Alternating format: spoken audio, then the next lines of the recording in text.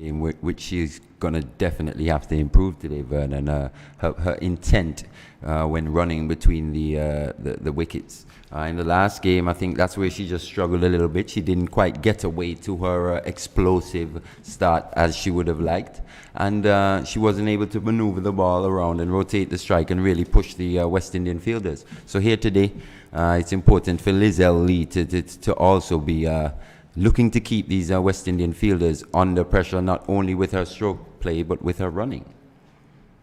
South African captain Dane van Niekerk, who had an excellent stint and returned back to South African colours. She was out through injury.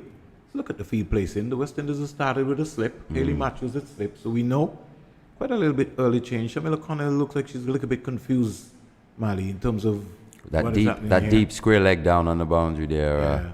Pretty early for that. Early for that. Connelly now to bow to Dane van Niekerk, who's stylishly just playing this down to Aline down on the third man boundary. It suggests, with a field placing like that, it suggests that the bowler is looking to bowl a bit straighter to Van Niekerk here today. But on that occasion, the ball was still outside that off stump. Managed to get a bit of an edge, a thickish edge, past that first slip down to third man for one run. What do you think is Connell's stop delivery? Because that again is going to be also important. I think that's pretty much it, what we just saw there. Yeah, just outside the off stump. Yeah. Lee is just working this into the short mid-wicket area, but she can't score as Shauna Knight comes around nicely. Cuts that off, wearing the number 47. 2 without loss. Just to let you know that you can follow the coverage via the West Indies YouTube channel and also the Flow Sports channel and all of the other social media platforms provided by Cricket West Indies. It's the CG Insurance T20 series here at the Sir Vivian Richards Stadium. Lee is flashing square 4 runs. If Dottin doesn't stop that, that's a boundary. First boundary for South Africa, 6 without loss.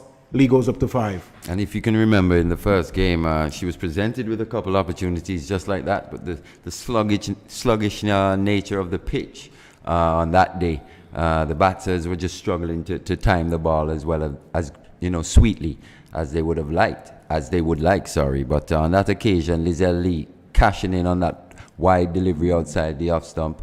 4 runs, savage square cut.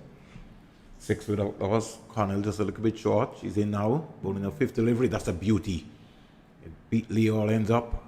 And Kisa Knight coming across nicely in front of the first slip and collecting.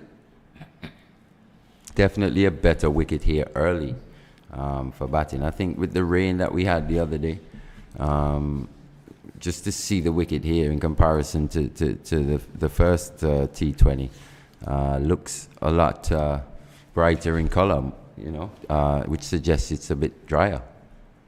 Short and just pulling this one into the onside because Shauna Knight is after it like a Barbados sprinter. She gets around, saves 2 runs quite easily, saves her arm, and she just lobs it back up. In the meantime, Lee goes to 7. Over number 1 is completed here at the Sir Vivian Richards Stadium. Connell's first over has cost 8. South Africa off to an exciting start, 8 without loss. Lee is 7 and Dane van Niekerk is on 1.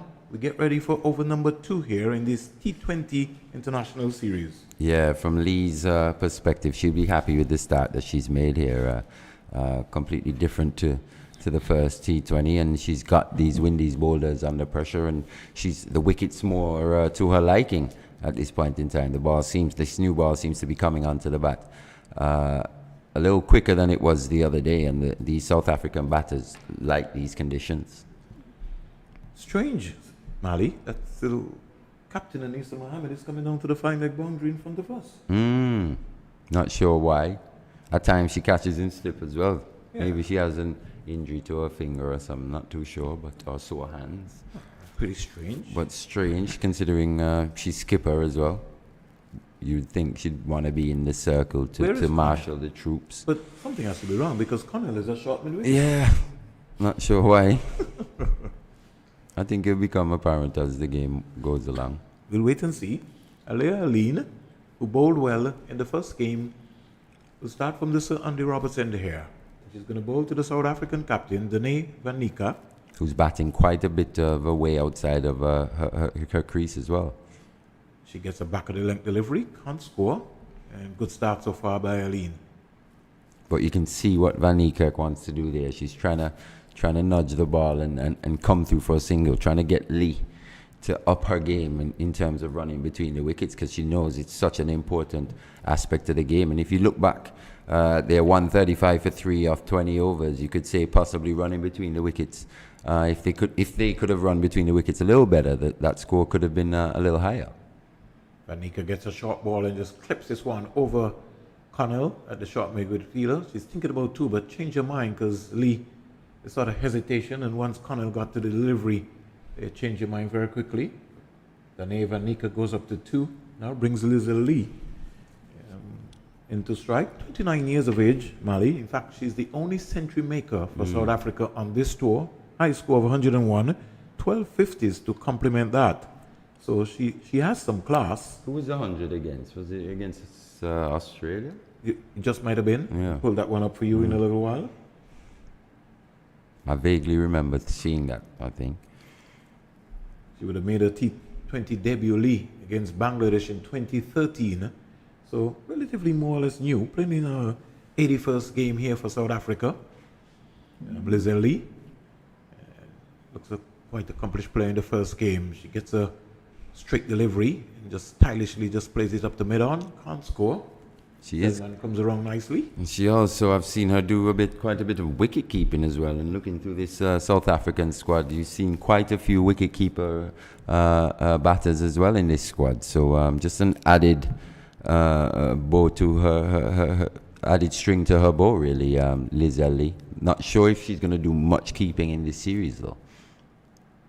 She's driving, and when she gets there, check drive, straight down the ground, hits the City Insurance sign now in front of the Sir Andrew Robertson. Boundary, the second boundary to Team South Africa, and the score shots up to 13 without loss.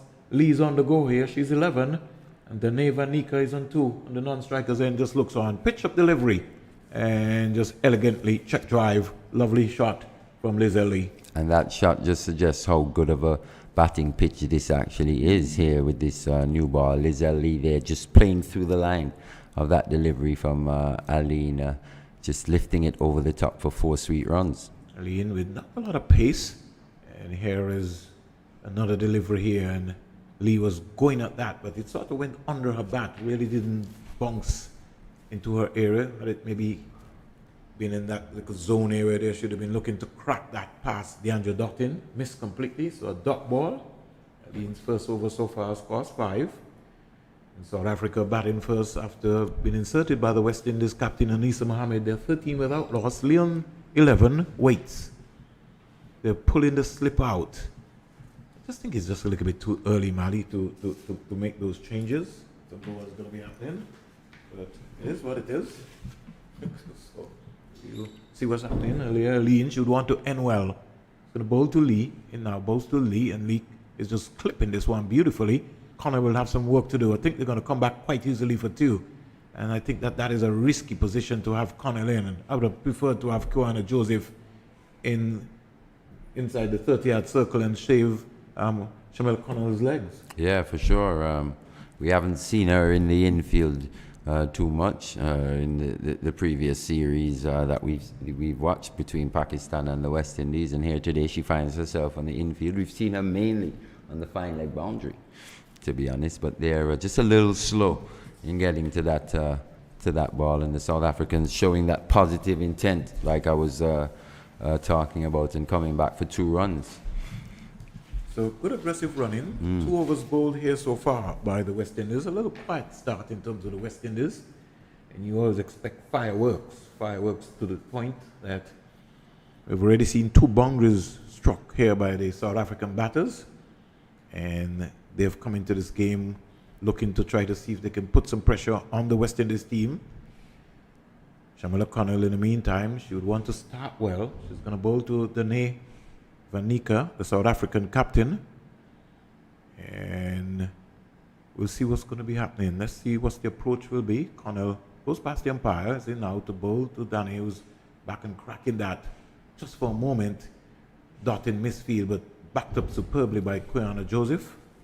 It's good to see DeAndre Dottin actually looking quite mobile and healthy considering how she went down the other day, suggests that possibly it was just a bit of cramp that affected her in that first T20.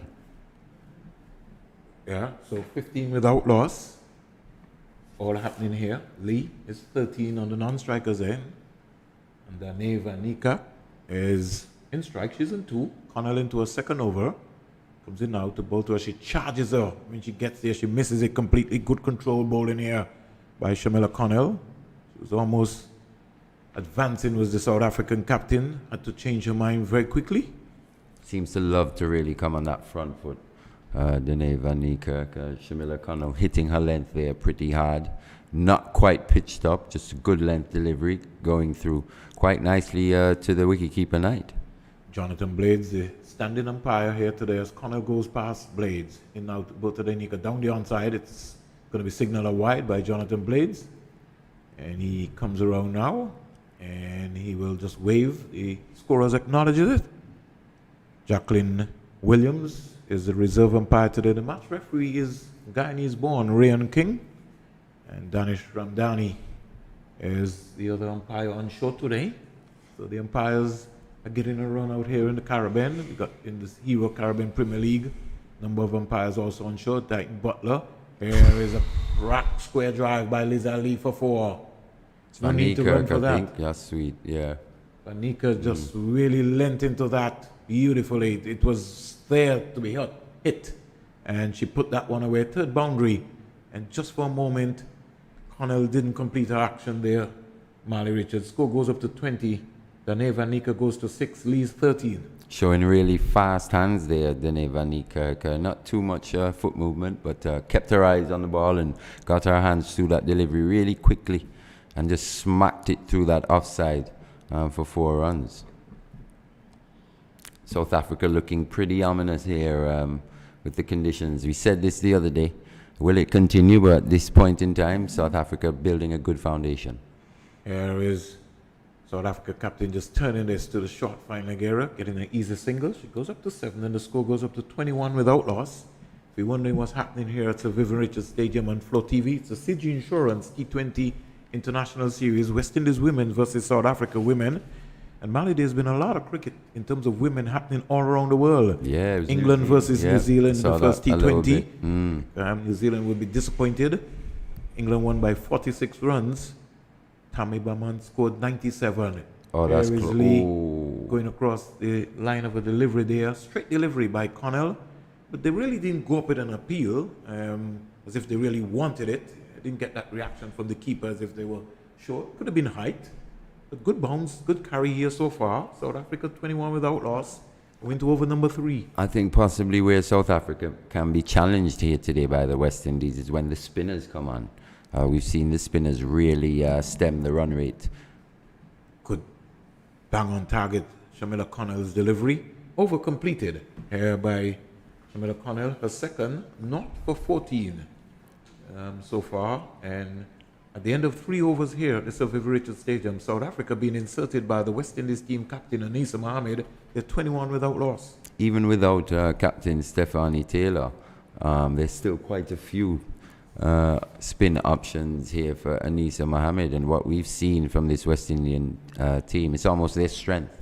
When these spinners come on, they really assert control over the batters, and South Africa here today will have to look and counter-attack these spinners if they want to post an imposing total, because the conditions are actually pretty good for batting. So they'll have to be very proactive when these West Indian spinners come into the attack. Again, we now see, strange but true, Anisa Mohammed is more or less now inside the 30-yard circle finally. Short fine leg area. She just made the adjustments. And keep a Knight standing up as well now. Yeah. Mali said maybe it could be an issue with maybe her finger. Possibly.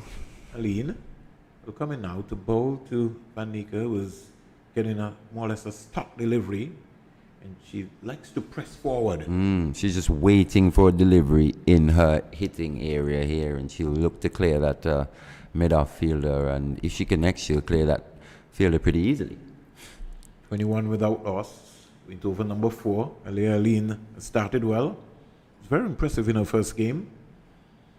Good control. goes away from the Sir Andy Roberts end and now to bowl to the South African captain. She's peeled for a leg before and would have been maybe hit outside the line of the off stump. It's an awful shot from Van Niekerk there. Well, she maybe will tell you, Marley, that she's in that zone. Yes, she is playing across the line. So that's right in my description. She maybe was outside the line, and so she decided that she was not going to go on it. You could see earlier Lean trying to bowl down about the fourth stump line. And her length is going to be very important as well. Angle run here, and that time that was pitched between middle and leg. She was looking for a hoist there. She's getting a little frustrated here, the South African captain. But she'll be advised to maybe spend some time at the crease. 21 without loss. She's 7, so she's got to start. That's going to be very important. Just losing her shape on the last 2 shots there. Captain Van Niekerk just going for power, actually over placement, and just losing her shape. West Indies wicketkeeper coming up has put some pressure back on her also. Wide delivery, wide called here by the umpire. Mr. Ramdani, the score goes up to 22 without loss. So even the pressure is mounting on Aline. Oh yeah, for sure. Just a little bit. She's still doing a pretty good job here. 1.3 overs, just gone for the 8 runs. She has to look to come out of this over pretty much unscathed, you know, and not give away a boundary. Her length is gonna have to be spot on here with the field set the way it is. She's learning all the time. Oh. Inside edge there. Shiny cut, as we Unlucky. would say, and that is going to race away down into the fine leg boundary. Very before. That's what happens when you're playing a T20, T10, 50 over test cricket. Those things happen. And Aline just holding her head to say, oh, that could have gone on to the stump, but that's life. South African captain Dane Van Niekerk goes to 11. Lee is 13. The score goes up to 26 without loss. Living quite dangerously, Van Niekerk. Once again, they're just managing to get that inside edge. Luckily getting 4 runs, but she's still at the crease now on 11 from 11. She's on driving down the ground. The mid on pushed back to long on. Selman, she comes off the boundary, front of the Betway sign, and just lobs it to Cooper, who's talking to Aline all the time, keeping her in the game, giving her that massive support that she would really need. Brittany Cooper. Pretty good stuff from Aline here. Not allowing the batters to really get after her. They're looking to get after her, but she's holding her nerve at this point in time. Young Barbados fast bowler is again attacking those stumps, and Van Niekerk Lee would have been maybe saying, I just missed out on that one there. Over number 4 comes to an end. Aline, first 2 overs so far, has cost her 13 runs, 27 without loss, 4 overs bowled here at the Sir Vivian Richards Stadium, and the West Indies in the CG Insurance second game. After winning the toss, Anisa Mohammed, she's decided that she's going to introduce herself into the attack. South Africa, 27 without loss. No, it looks like she's going to give Connell 1 more. Yeah, we normally see Connell bowl 2 and come back and bowl 2 at the end, but here today she's getting a 3rd one in this spell. You sense possibly there's a little concern by Anisa Mohammed, really wanting to get one of these batters out, and Connell's been one of the bowlers that, especially with the new ball, that has taken wickets early. Another young Barbados fast bowler, Shamela Connell, playing in her 51st game. She played her 50th game. There is a slash. Kiana Joseph is just really getting down there and cut that one out. She gave herself a little bit of a room, the South African captain, Dane Van Niekerk, but she couldn't bisect. She couldn't beat Dottin, and she couldn't beat Kiana Joseph, who became the 42nd player for the West Indies women's team to play T20 International, making her debut. And bowled quite well. Yes, indeed. Shamila Connell was the man of the match against Pakistan. Man of the series in the T20 International, pitched up. And the South African captain has got to respect that, because that's between wicket and wicket. Good change of pace there. Good slow cutter there from Shamila Connell. And we saw her play that pickup shot over a square leg in the first game. Here with that fielder down at deep square leg, she's looking to make room and hit the ball through the offside. On that occasion, Connell following her and just cramping her for room. 35 wickets today. Richard, this is just a question. Over the infield, down to the boundary for 4. That's what Mali was thinking about. She wants some freedom where she can be able to swing her arms. And she hit to the line of that one as we look back at the television replay there.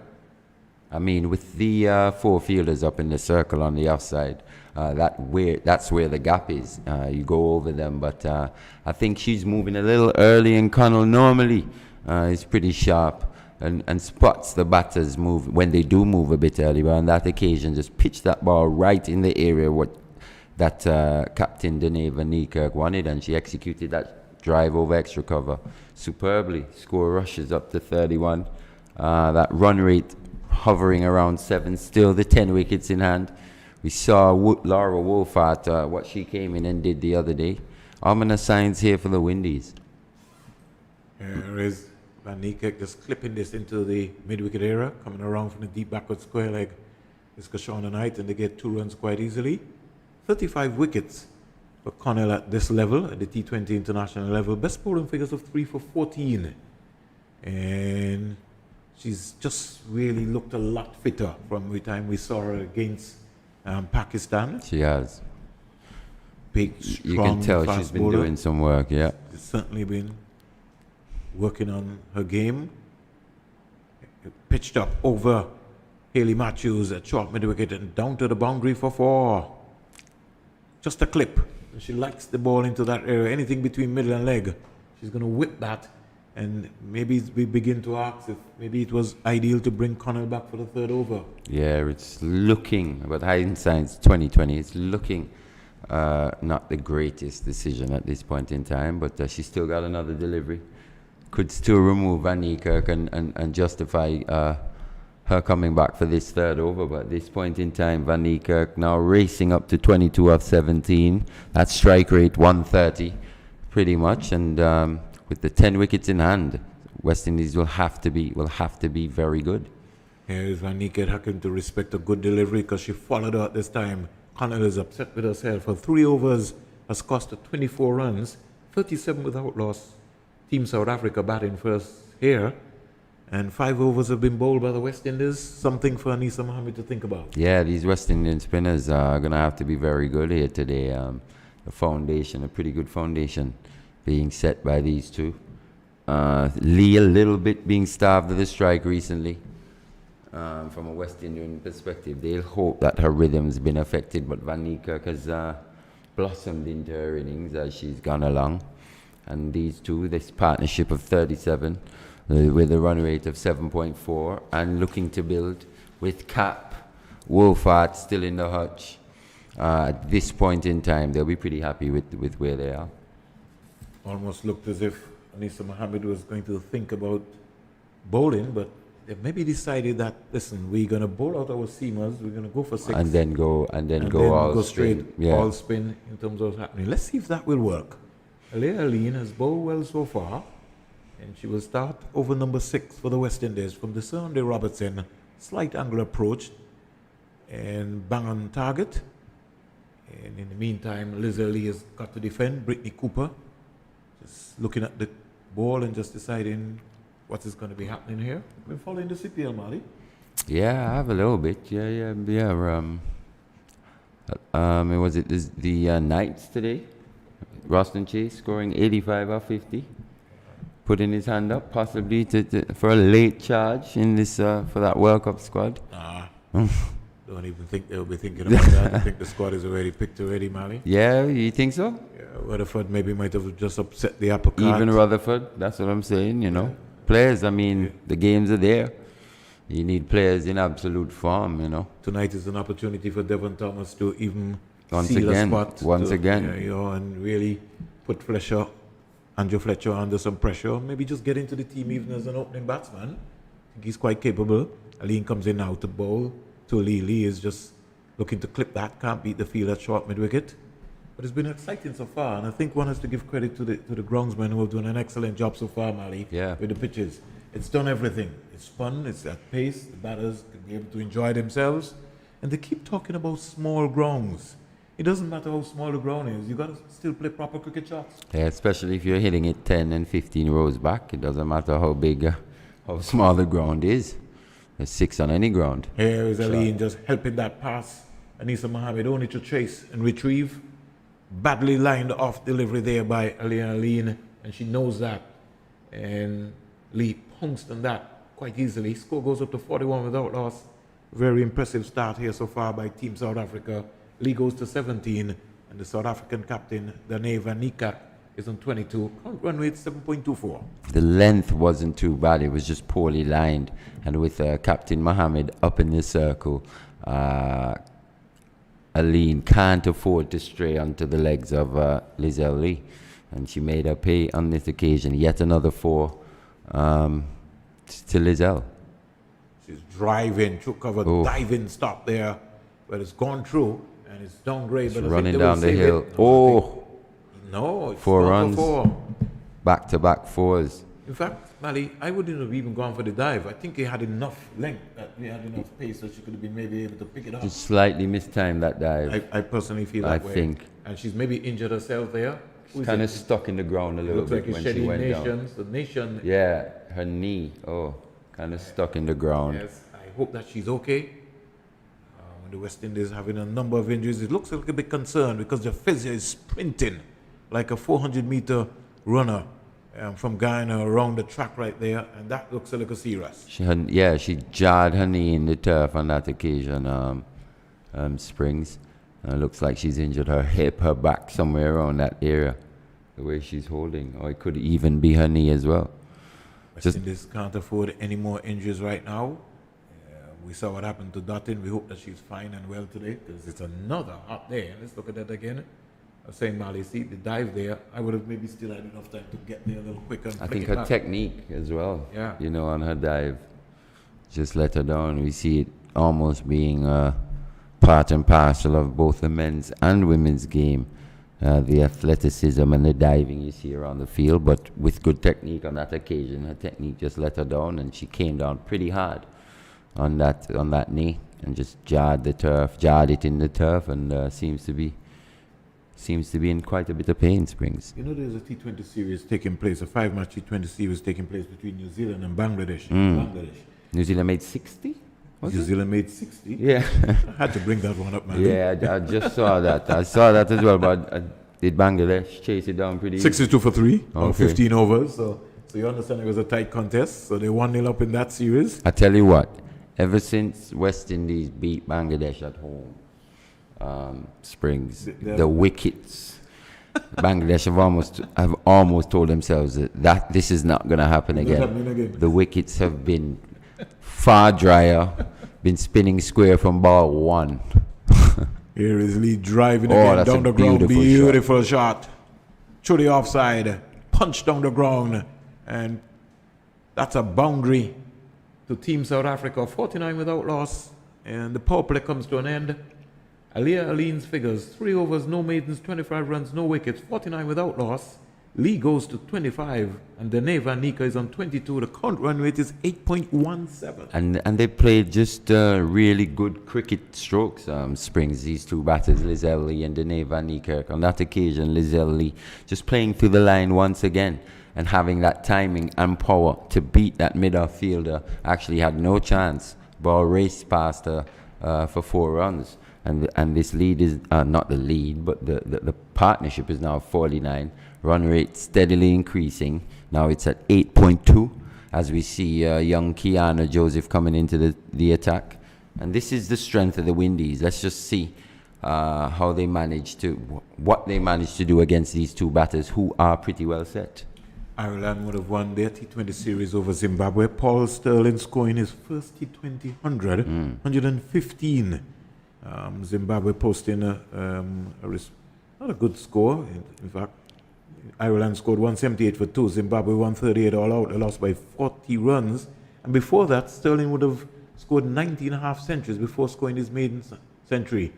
Kiana Joseph straight away, bang on target. This is bowling to the South African captain, Dane van Niekerk. Jonathan Blades just coming down now and looking and saying, listen, you need to be able to just fall off. Get off a little bit. Yeah. Hope he doesn't upset the rhythm of Kiana Joseph. Umpire Jonathan Blades. And she's looking to fall away. Here is Van Niekerk just punching this out to Brittany Cooper on the offside. Dutton coming around there, but she couldn't stop that. He's a single. 50 up for Team South Africa. 30 minutes, 6.2 overs.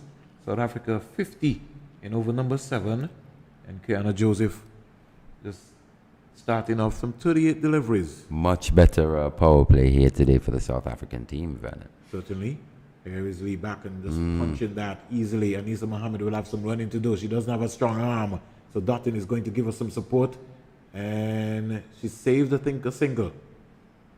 Dottin Yes. had to be able to get out. Good support there between Dottin and Anisa Mohammed, captain and the vice captain. Yeah, very good work out in the field by both those two players. But that shot just suggests again just how good this wicket is for batting. We saw Lizelle Lee play quite a few late cuts in the first T20, and the ball just trickled past that shot, third man on that occasion, almost getting to the boundary for 4 runs. There is easy wicket, Kiana's first wicket. Yep. And Van Niekerk, Dane Van Niekerk, Once more or less again, just giving away a hand away. That shot, looking for a slug sweep, certainly not on. But as Marley said, the change of pace would have really caught her in 2 minds. And an easy catch there for Hayley Matthews. Kiana Joseph picks up her first wicket. It's a big one, the South African captain. And she would remember this for a long time.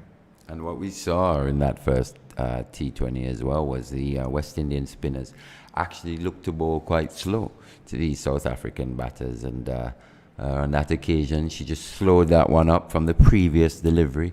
And Captain Van Niekerk was almost threw her shot a bit too early. Once again, just managing to spoon that one up high into the air for Hayley Matthews to take an easy catch at mid-on. And the West Indies are on the board, 53 for 1. A wicket that was greatly needed from a West Indian perspective. We say good afternoon to the folks in the Windward Islands. Kiana Joseph, the 42nd women's player to be playing for the West Indies women's team. She's from St. Lucia, so the folks in St. Lucia, they will be glued to their television on West Indies YouTube channel. And she will inspire so many youngsters from around the region. So good afternoon to the folks in St. Vincent and the Grenadines, the Commonwealth of Dominica, Spice Isle, Grenada, the folks who are following and listening to the cricket. It's good to see Kiana Joseph, left-arm spinner. And Mali did ask for, he thought it was time enough for the West Indies to invest in a spinner. Kiana Joseph has made an impression so far. Looks like Marizan Cap was come straight in. Yep. And Number 3, once again. once again, she's deciding that she's going to step into the realization of what is happening. I think she probably liked these conditions a little bit better. She got off to a pretty good start, but in the first T20. But when the spinners came on, she just struggled to maneuver them as well as she would like. She's back and looking to bisect the offside, but Dottin is moving around very quickly. Cap one of the top all-rounders, bowled with some good paces. Kiana Joseph completes her first over. 7 overs bowled here at the Sir Vivian Richards Stadium, South Africa, after being inserted by the West Indies captain Anisa Mohammed. They are 53 for 1. They've lost their captain, Dane Van Niekerk, and that would, I think, begin to put some pressure back on them because they had a very good power play, some 49 runs off the first 6 overs. Oh yeah, very, very good start from this South African team. But you were just saying Cap, one of the better all-rounders in the world. Yeah, I would say so, along with Elise Perry, Hayley Matthews, Stefani Taylor. You've got quite a few top-class all-rounders in the female game. 62 wickets to combine with her runs. So Yeah. Not doing too bad at all. And quite a few, and Deandra Dottin as well when she's bowling. So quite a few competing in this series as well. You could throw Van Niekerk in there with her leg spinners and her batting as well. The game is always growing. Here comes Selman. She's going to come into the attack. So the West Indies are going to attack with spin from the Sir Curtly Ambrose end and pace from the Sir Andy Roberts end. Here is Lee just driving down the ground and picking up an easy single. And I think Lee will be required to bat all of the overs now. And this is key, though. The fielding restrictions at the end of the power play and being allowed to spread this field. Now it's upon the South African team to show that power at times, to go over the heads of these boundary riders, and also placement while batting. So it's an interesting phase of the game here. Selman in now the ball to Cap, who comes quietly forward and not being able to score as yet. In fact, no, it's Lee who's facing. Cap is off the mark with her already. So Lee comes into strike. Kiana Joseph, she would have picked up her first wicket at international level. She'd have been dreaming of that for a number of days since she's made her debut.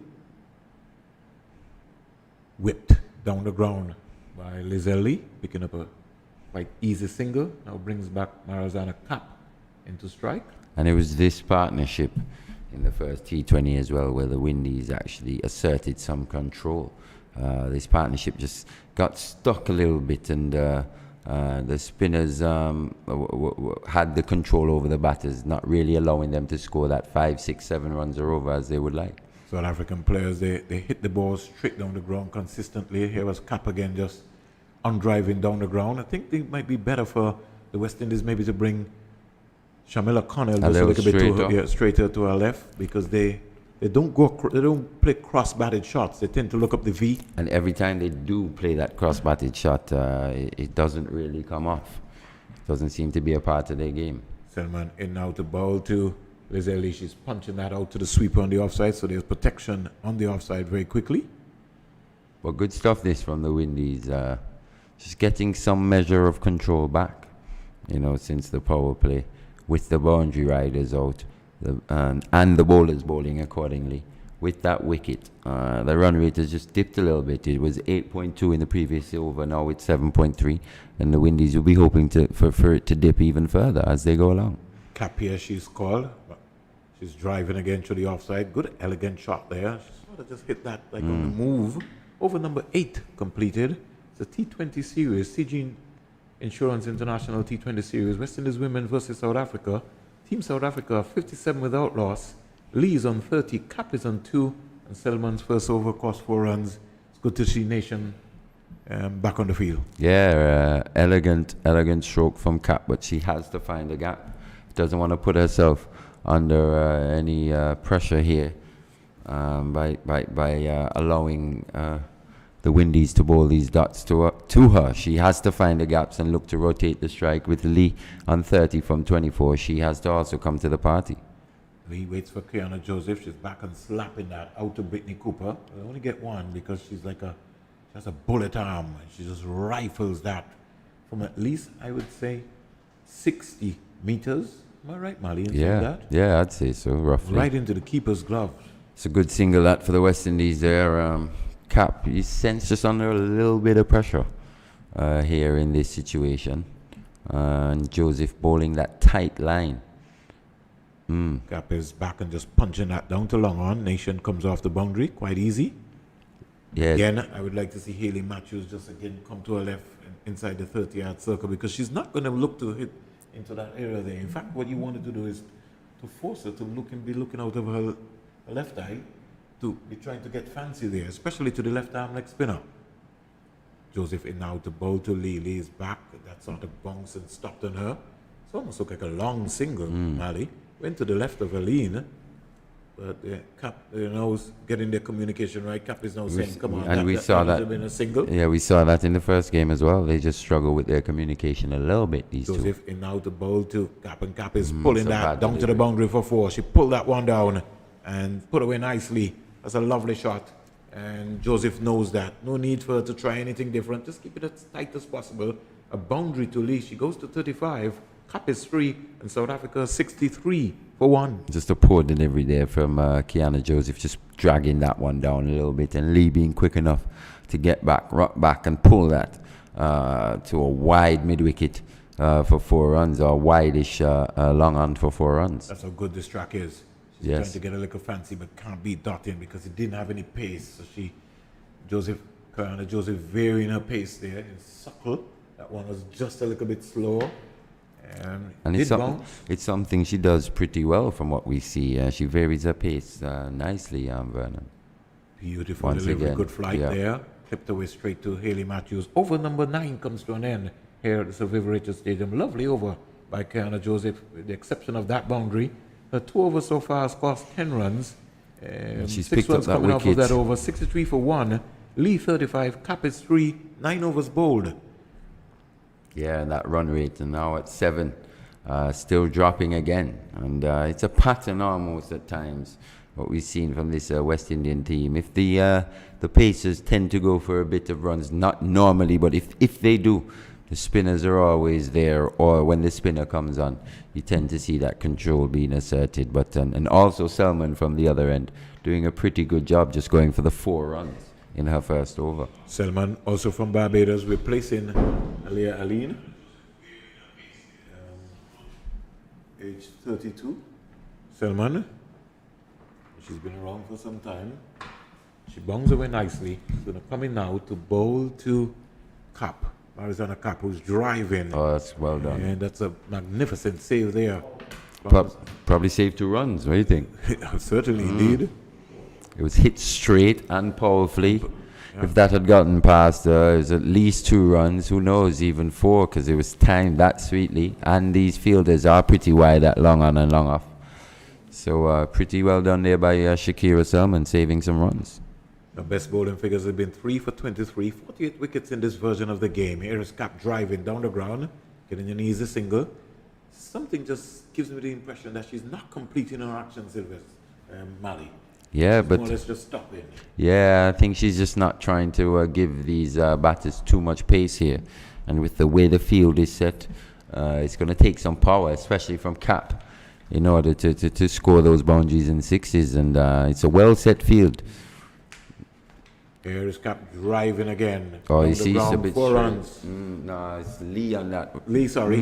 And she's just moving into overdrive there, Lee. And Mali was talking about maybe Selman, maybe just there or thereabout. But I'd like to see her really hit the deck. Well, you see, both to different batters here, Cap and Lee. Lee's the one with power. Vern, and you possibly want that long off a little straighter here when bowling to Lee as opposed to Marizan Cap. She waits now. Selman is into bowl to her and she's slogging that one. Will she be... Oh! Just thought that Haley Matthews could have maybe made a bigger effort there and try and pull off a screamer. I don't know how you feel, Mali. It was in the air for a little while. It was for a little bit, but we know Haley's a pretty good athlete. Not sure. You possibly want to see a dive also at times. It was in the air for a little bit. Maybe if she had moved a little earlier, she would have gotten there. But on that occasion, not getting there. Cap is driving through the offside, but sweep out there for Shauna Knight. And the score goes up to 70. Now brings Lee back into strike. She's on 40. And Cap just doing the right thing at this point in time. Just getting off strike and getting Lee, who's showing the power here today, back on strike. South Africa 70 for 1. She's 40 here, Lee. She's got a century, 101. Like I said to you a lot earlier, Mali. So she's quite capable of destroying the attack. She's driving again through the offside. Easy on the eyes there. Just jogging down for another single. Picks up a 41st run. And 10 overs completed here at the Sir Viv Richards Stadium. If you're wondering what's happening, the latest score here at the Sir Viv Richards Stadium, in the CG Insurance International T20 Series, West Indies women versus South Africa women. West Indies are just maybe coasting a little bit. The run rate is 7.10. They would need to be able to, these middle overs, to get as tight as possible. And they'd want Kiana Joseph to be able to pick up a couple of wickets alongside of it. Lee is 41, Cap is 5. Lee will be facing up to Kiana Joseph, not for 12. And at the end of this over, we'll have a double split. We'll have the SS combination in Sylvester and Seth Burton. Appeal for a leg before going down the onside, because already we'd have seen the keeper just moving down nicely. And at the halfway mark, 71 for 1, South Africa almost perfectly placed from this position here to post a pretty imposing total. Joseph should get there. Yeah. Oh, again. Don't know if Haley Matthews is 100% fit, but she should have maybe pulled that one off. Let's look at the replay there. It's always tough falling or looking over your shoulder, you know. It was a tough one to go back and try and get to, but at least you put out the effort in the dive. The dive came out. Days like these when you just want something to stick. Yep. But not being able to pick that one up. Cap waits for Kiana Joseph. She's back and spanking that. It's Who's good there? stuff. Deandra Dottin, covering lots of grounds, acres of land here at the Sir Vivian Richards Stadium, and she got around. She get a rousing applause from Selman at first slip because that would have been traveling. Should have had to chase that, and she cut that one off so far. Kiana Joseph taking her time, thinking about it, in out. The Cap is looking to come right across the sweeper. So she's really tiring up the combination here. Cap both in Lee and Cap. 72 for 1. Kiana Joseph, I'm very much impressed with her so far. Oh yeah, for sure. She's done a pretty good job, varied her pace quite nicely, and not allowing these batters to really get after her. Good fight is I can punch in that out to Alea Aline, who just thrown that clean enough. Been just right over the top of the stumps. She's keeping the batters off balance, Vern, with her changes of pace and also of length. At times, just pushing the batters back on that back foot, and also not giving the room that they would want. Once again. Short delivery back and punching that. Dutton can't stop the single there onto the offside. Over number 11 is completed. 74 for 1. 74 for 1. Lizelle Lee is on 43. Cap is on 6. Kiana Joseph, her 3 overs have so far cost her 13 runs. And with 1 wicket, the wicket of Danae Van Nika. I'm joined by Sylvester Bouncing Joseph, and then we'll have the SSs, which will be Sylvester Bouncing Joseph, and then it will be Seth Burton. Good afternoon again. Good intriguing start to the second ODI here. Seth Burton, welcome. Thank you, Sylvester, and thank you, Vernon. Mali Richards celebrates his birthday today, and I was listening to the radio, and Kenny Nibbs was wishing the good man a happy birthday. That's his good friend there, Kenny. So here is the captain with a jump and a skip. And Lee goes back and paces the offside field through the covers for 4. What a shot. Not a good start in this over in fact, to her spell. And in this over by Mohammed, she skipped, jumped, flighted a bit, was a bit short, and it was panged through the covers. The deserved result. 78 for 1, Sylvester. Pretty much a more solid start to the South Africans from the opening game, which was abandoned in the end. Lee getting a single. Because in that first game, yes, they started steadily, but at the same time, they did not have the freedom of scoring. And in fact, Lee, who has moved up to 48, has basically scored the highest score so far. And this is the second innings.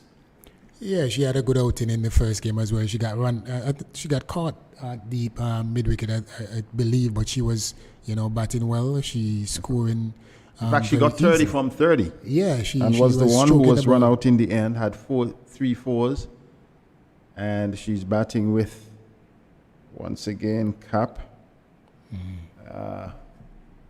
This is going to be a tremendous challenge for the West Indies because Cap, in the opening game, Marison Cap scored 36 from 43, and she also batted well. Did you expect any different approach from the West Indies? Well, to be honest, back to the bowler. To be honest, what we saw in the first half of the first game, the South Africans, they really enjoyed batting the medium pacers, so probably I was maybe thinking about an extra spinner, but they chose to continue with the same lineup. Cap this time defends, tried to make the adjustment, but Mohammed perhaps coming into her own, needs to get that closer to the batter. There are 2 right-handed batters here for the South African women. Cap goes and really was attempting to play through the line. In the end, her bat angling, and only a single after 12. It's 80 for 1, a solid, rock-solid start by the South Africans, placing themselves, Sylvester Joseph, in a position where they can really pick the momentum up and push to a higher score in excess of 140, perhaps bordering on 150. Yes, indeed, and we know that they have some very capable batters, to come. The key, I think, is Lee. If Lee can continue, because she's really hitting the ball nicely. She's finding the gap. It's just one thing, maybe her fitness. If there is a criticism, so to speak, it's her fitness. But she looks really in good control, hitting the ball nicely, scoring pretty easily, and she's putting away the butt balls, especially the shorter ones. Yeah, she's well entrenched, well focused, going at a rate of just under 130 in terms of her strike rate. Joseph, once again to her, she gets the opportunity to moves just one within the 50 mark. So Quiana Joseph has also had a decent spell so far from her 3.2 overs. 1 for 15, that's really good. The only bowler to have taken a wicket. The South Africans losing their first wicket after 6.4 overs with the score on 53. So they have done well. A good opening stand as usual between Lee and Dane Vanker. They have done well, and now these two. Lee with Cap trying to bail, Cap steering. Deandra Dottin is there. She's so quick, moving quickly to her left. And no run. Very good anticipation as well. She saw the delayed trying to run it down the third man, and she anticipated very well and moved swiftly to it, and it's a very good return as well. Her shoulder seems like it's good against it. Quiana Joseph, this one beats her. In fact, I would almost say on the flight, even though she's a medium fast bowler, but she saw her coming and she's really medium checked fast. the ball. Well, she's bowling medium fast, or she's bowling spin, left arm spin. Definitely for women's games, it's really medium. It's not spin. That you got to be kidding me. And she decides not to bowl, so she believes that she's on the Sylvester Joseph's microscope. She's not Anissa Mohammed flighting it. She's not Haley Matthews flighting it, or even her substantive captain Taylor. Here is this one on the bounce being played, not stopped cleanly by Anissa Mohammed. So Cap gets a single. The score moves up to 83 for 1. But she made her debut, Joseph, in the first game. And I think to have made the debut and have gotten a sense of what she's up to, she is doing real well. Does not deliver once again. 1 for 16 from 3.5 overs. She's going at just over 4 runs per over, when the scoring rate itself is significantly higher. This time she has been pulled out to mid-wicket, and Lee gets the 50. Lee can celebrate now, getting a 50 here in the second T20. She waves her bat. She will be happy to celebrate with Cap as the two gets into the middle and punches the fist. A good 50 for the South African opener. Yeah, and as a former batsman, I think that's a well-deserved 50. She plays with some real dominance. She struck the ball nicely, and she played some ferocious cut shots. I thought early on she made a square cut, and nobody moved. She hits the ball really well. She likes the pace, but she also enjoys batting the spin. It's not like they're containing her, so to speak. I mean, her runs rate maybe slow down a bit from the medium pacers, but she consistently, score pretty easily from the spinners as well. Yes, and really, what a time to celebrate on her part. She'd be really delighted. This time it's Mohammed straying down the leg side slightly. Leg buys, yes, leg buys. Being signaled by the umpire. So Mohammed struggling a bit with her line. Started with a short one that was panged through the covers in the first over. This time starting her second over down the leg side. Quiana Joseph has had a wonderful spell, completing her spell 1 for 17 from her 4. And it's up to the veteran, the captain, the most celebrated bowler in this format, down the leg side once again. In fact, I got the impression perhaps the ball was more towards leg stump, but the intent shown by Cap is to sweep and she was not successful on that occasion. The ball, yes, may have taken the bat, but did not go past the fielder at this time. Here is she going down. Oh, a lovely save. Coming across to her right. Is it Gajnabi? No, that's That's Matthew. Haley Matthews. Lovely bit of fielding. I think the long off is a bit too wide in my liking. It was up. She was going, and wow, what a good stop in the end. She saved what could have been 4, because you're saying this time she sweeps once again, but not effectively, on the bounce once again to Kriana Joseph.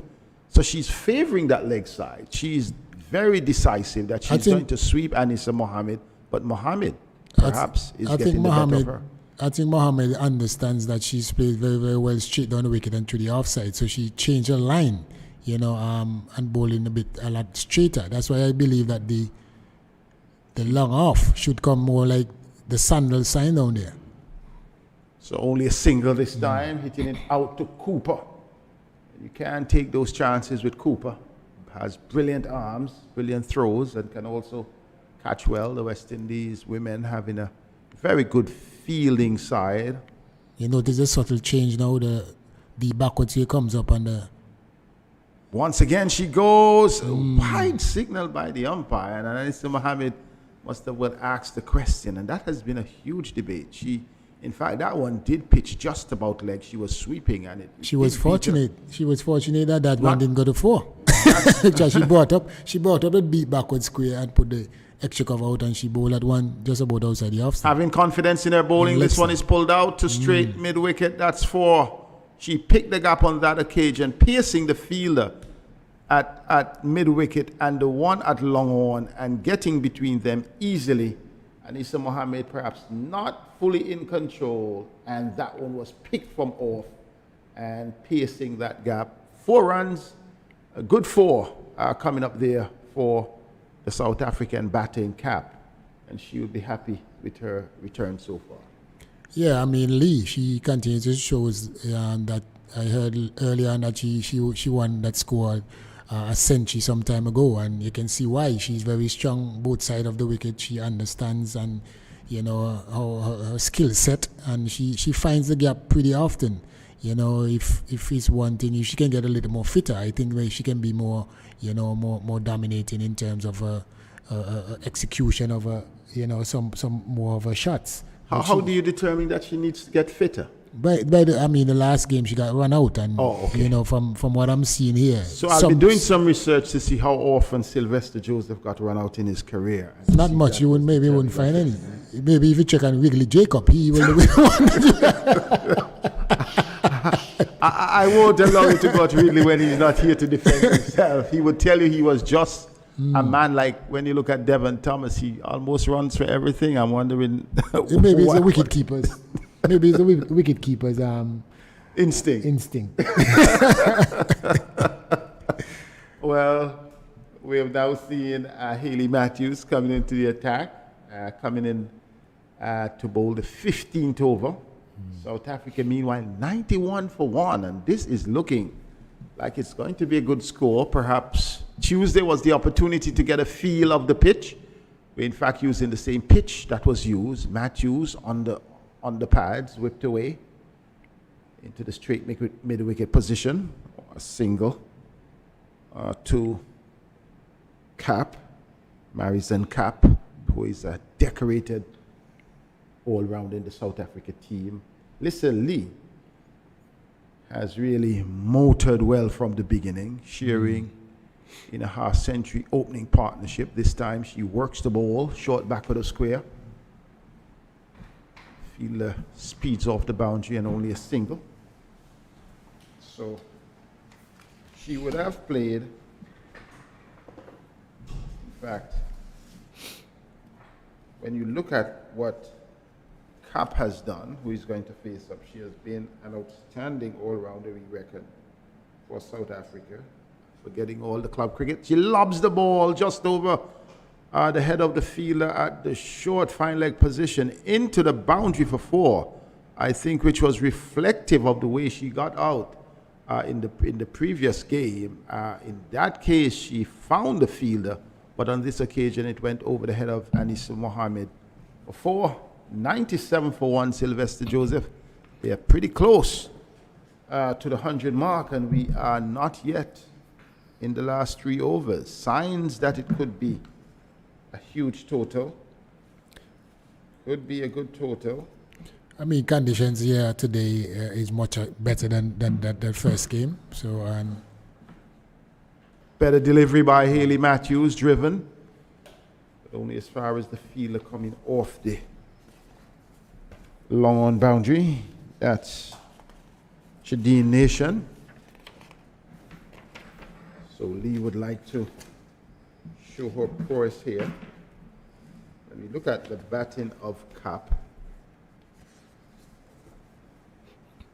it's coming too nicely for the single. We're seeing a situation where her batting, Sylvester Joseph in T20, 82 T20, 69 innings, over 1,000 runs, 1,022 runs, highest 52, average of just under 19.28.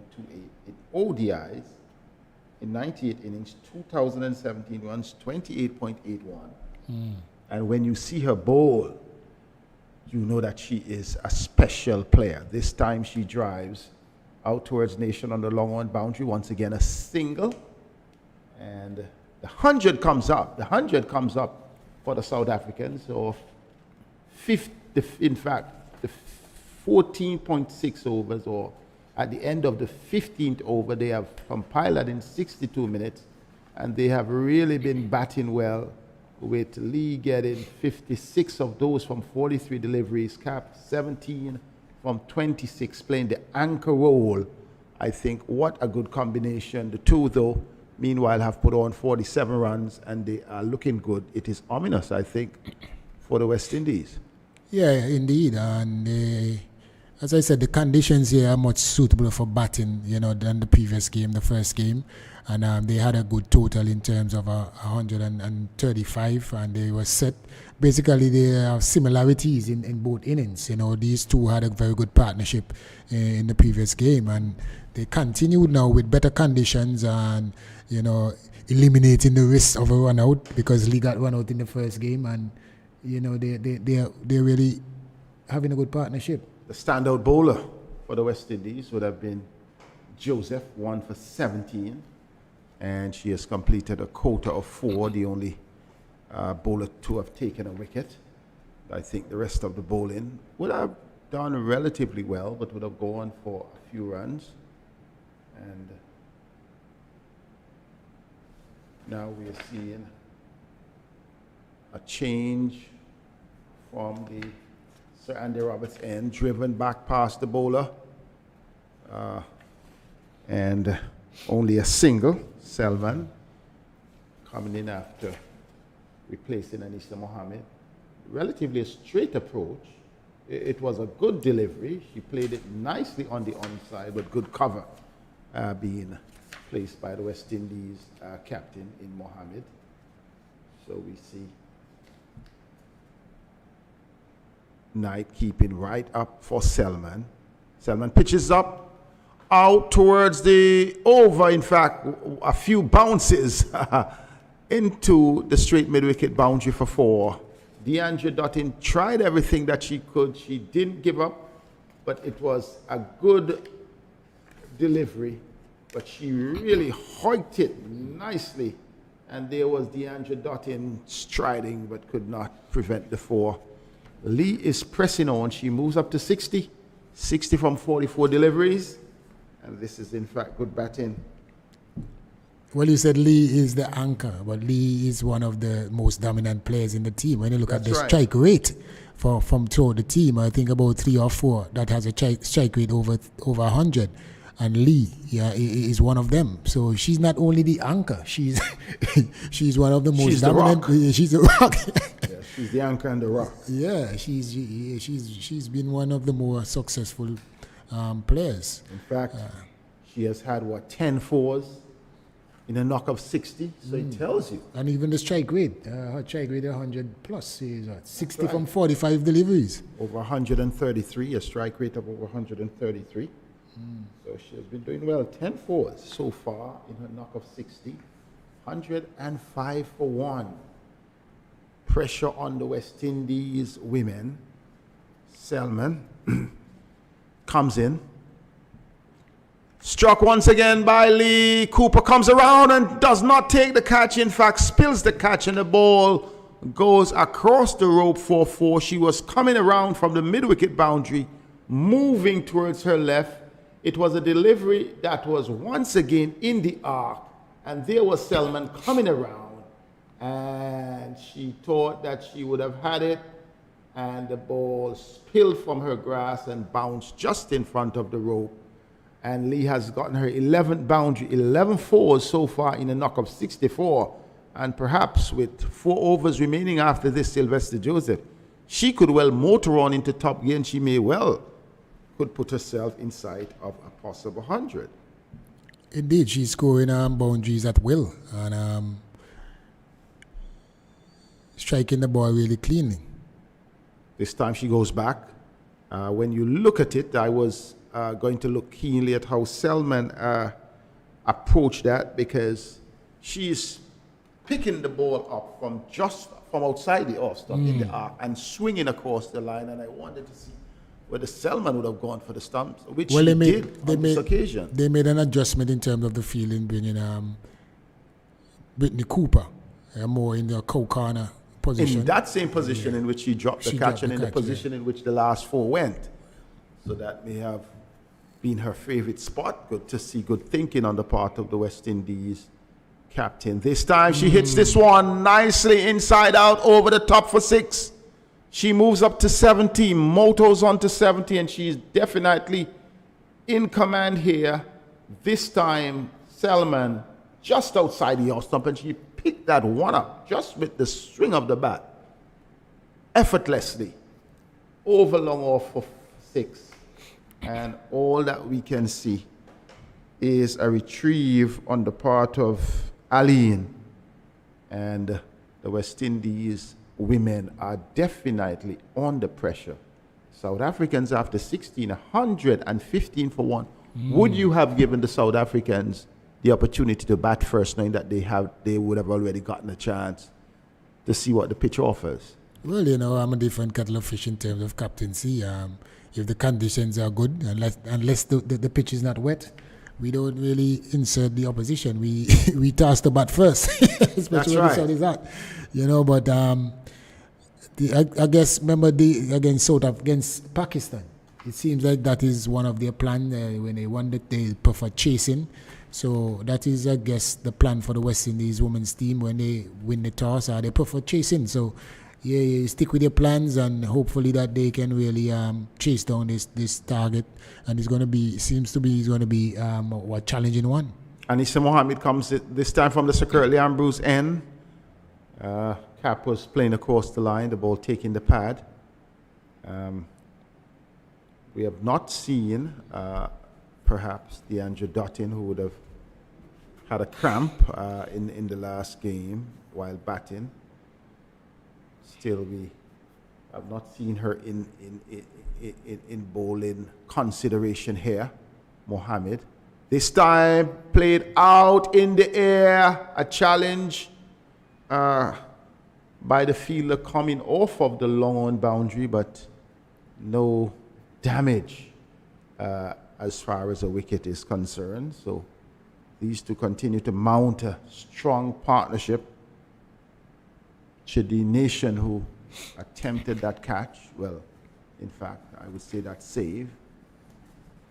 It's good to see Lee on strike.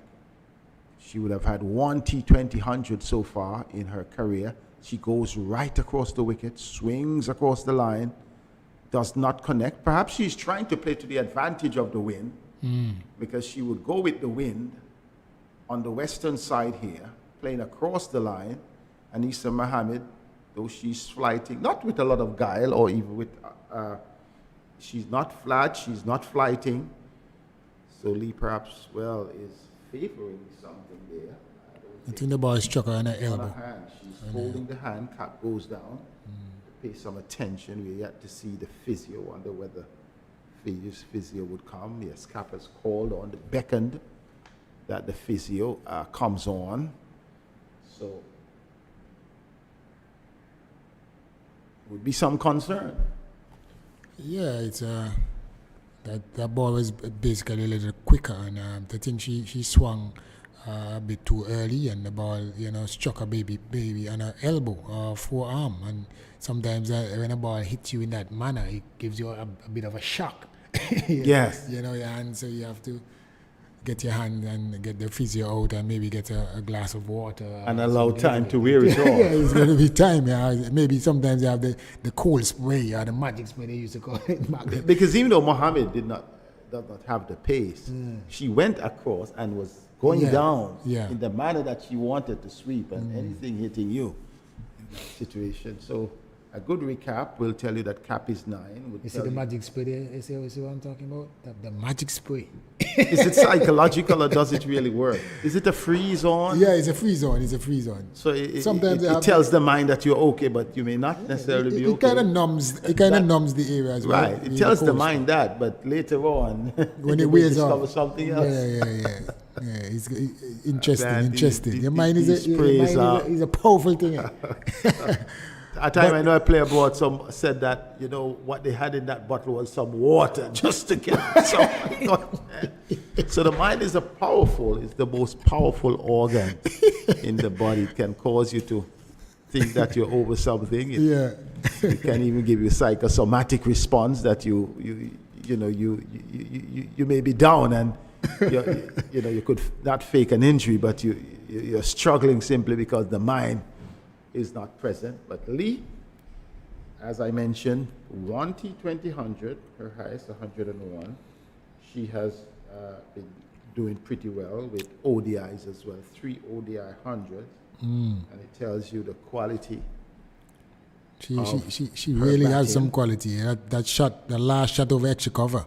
Yes, that's a special shot. Yeah, special. Mohammed comes in. The delay has ended. She pulls this one.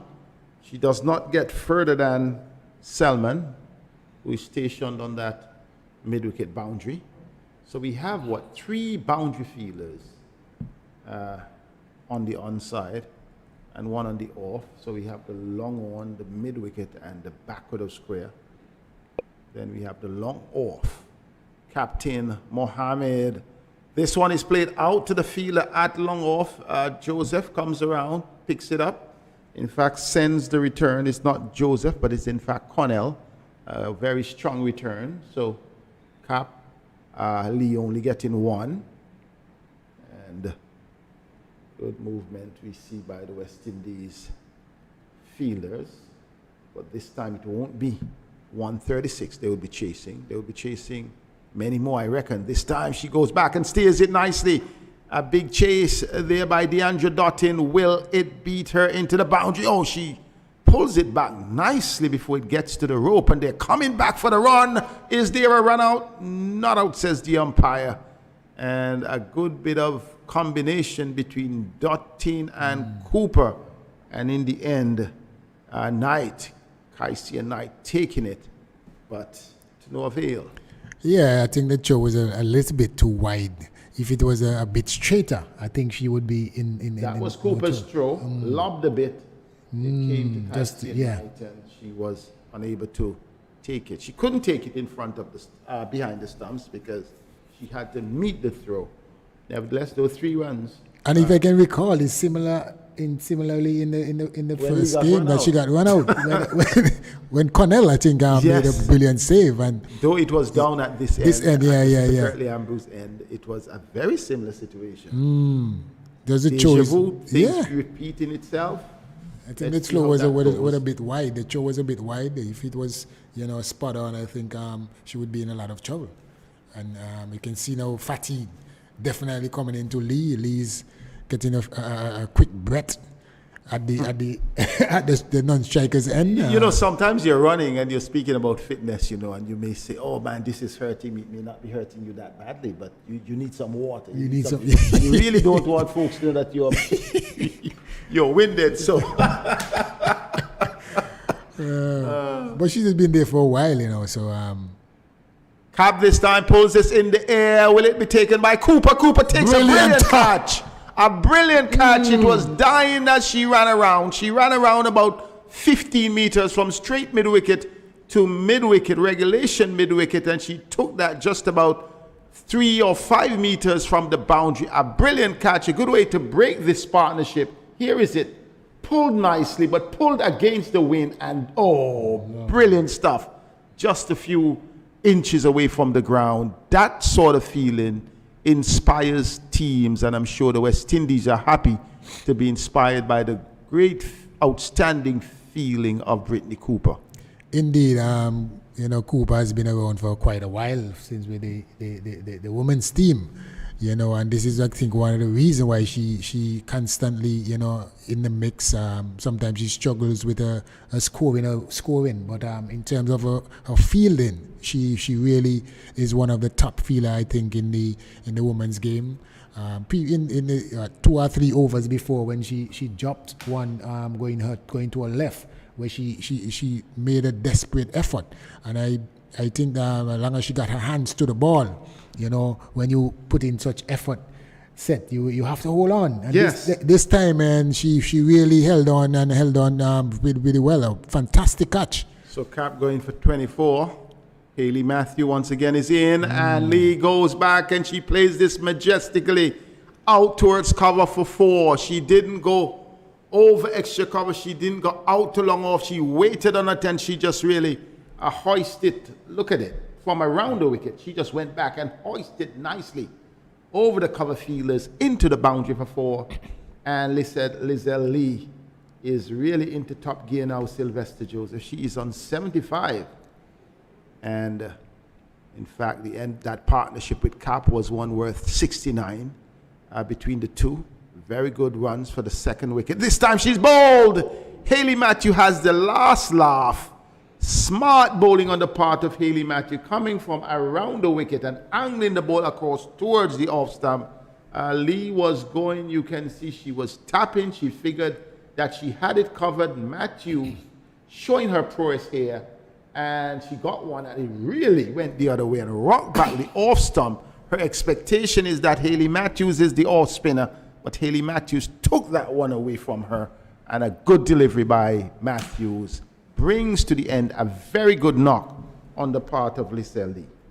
Indeed, 75 from 52 deliveries, and you can see that she was giving herself a bit of room. She set up a stance outside of the leg stump, looking to play a similar shot to the shot that she played the previous ball, hitting it over extra cover, over cover, because all of the fielders, except for the long off, and the offside is up. And they want her to hit in the wind to the mid-wicket area. But, that was her shot. But they made the adjustment in terms of bringing the mid-wicket more to cow corner. So she opted to go on the other offside. Yes, excellent stuff. And her innings, wow.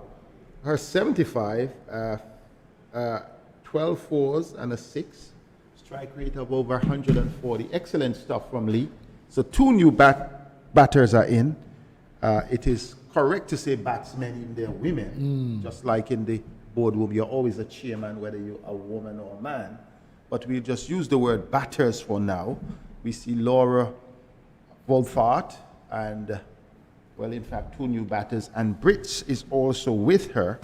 So 2 new batters here.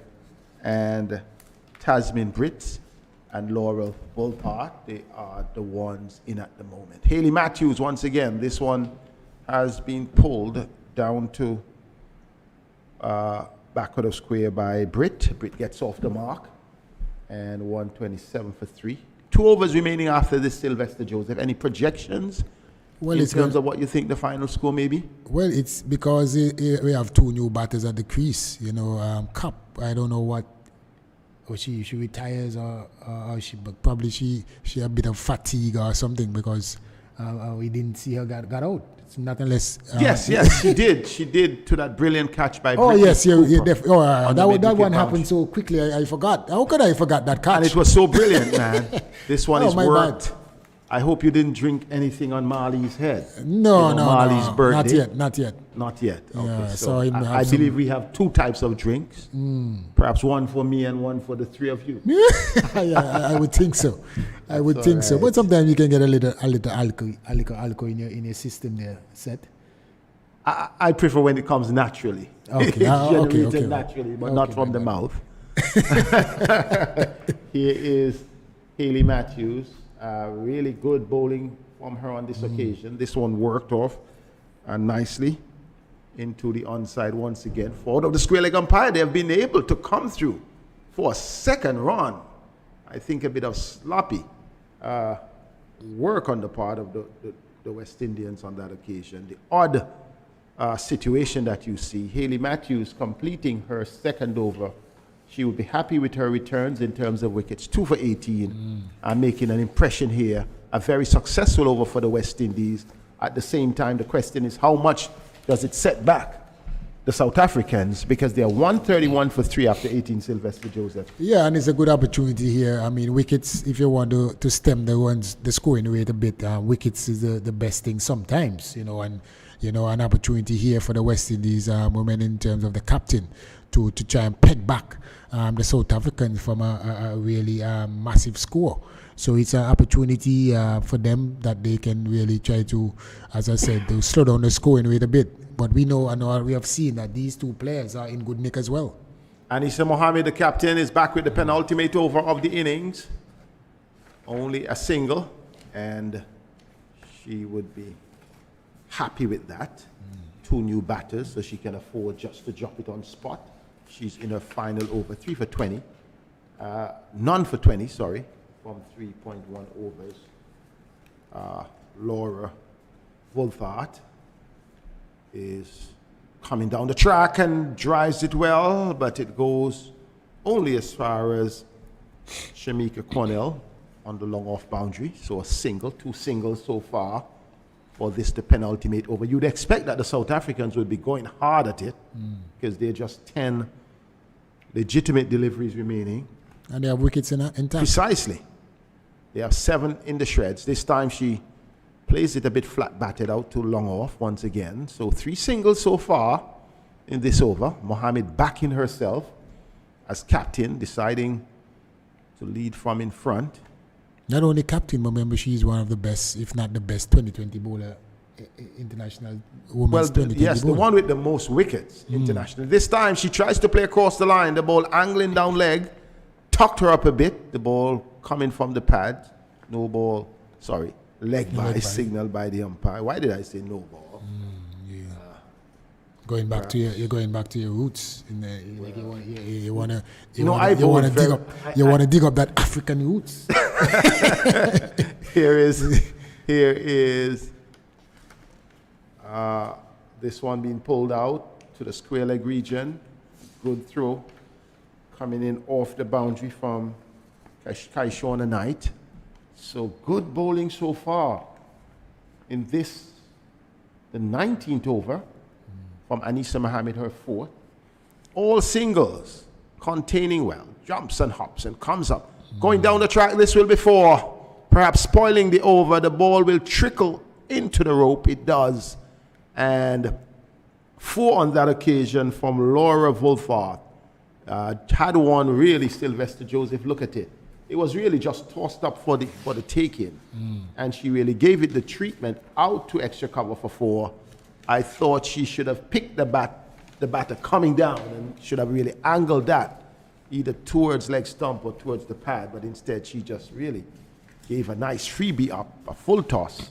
Nevertheless, they have reached the 140 mark. They didn't reach the 140 mark in their previous encounter because they only got 135 in that encounter, whereas they would have lost these 3 wickets, almost an identical situation. At 140, anything over 7 runs per over, you are starting chasing more than a run per ball. However, the final over will be bowled by Haley Matthews. That's a decision you would be happy with, Sylvester Joseph?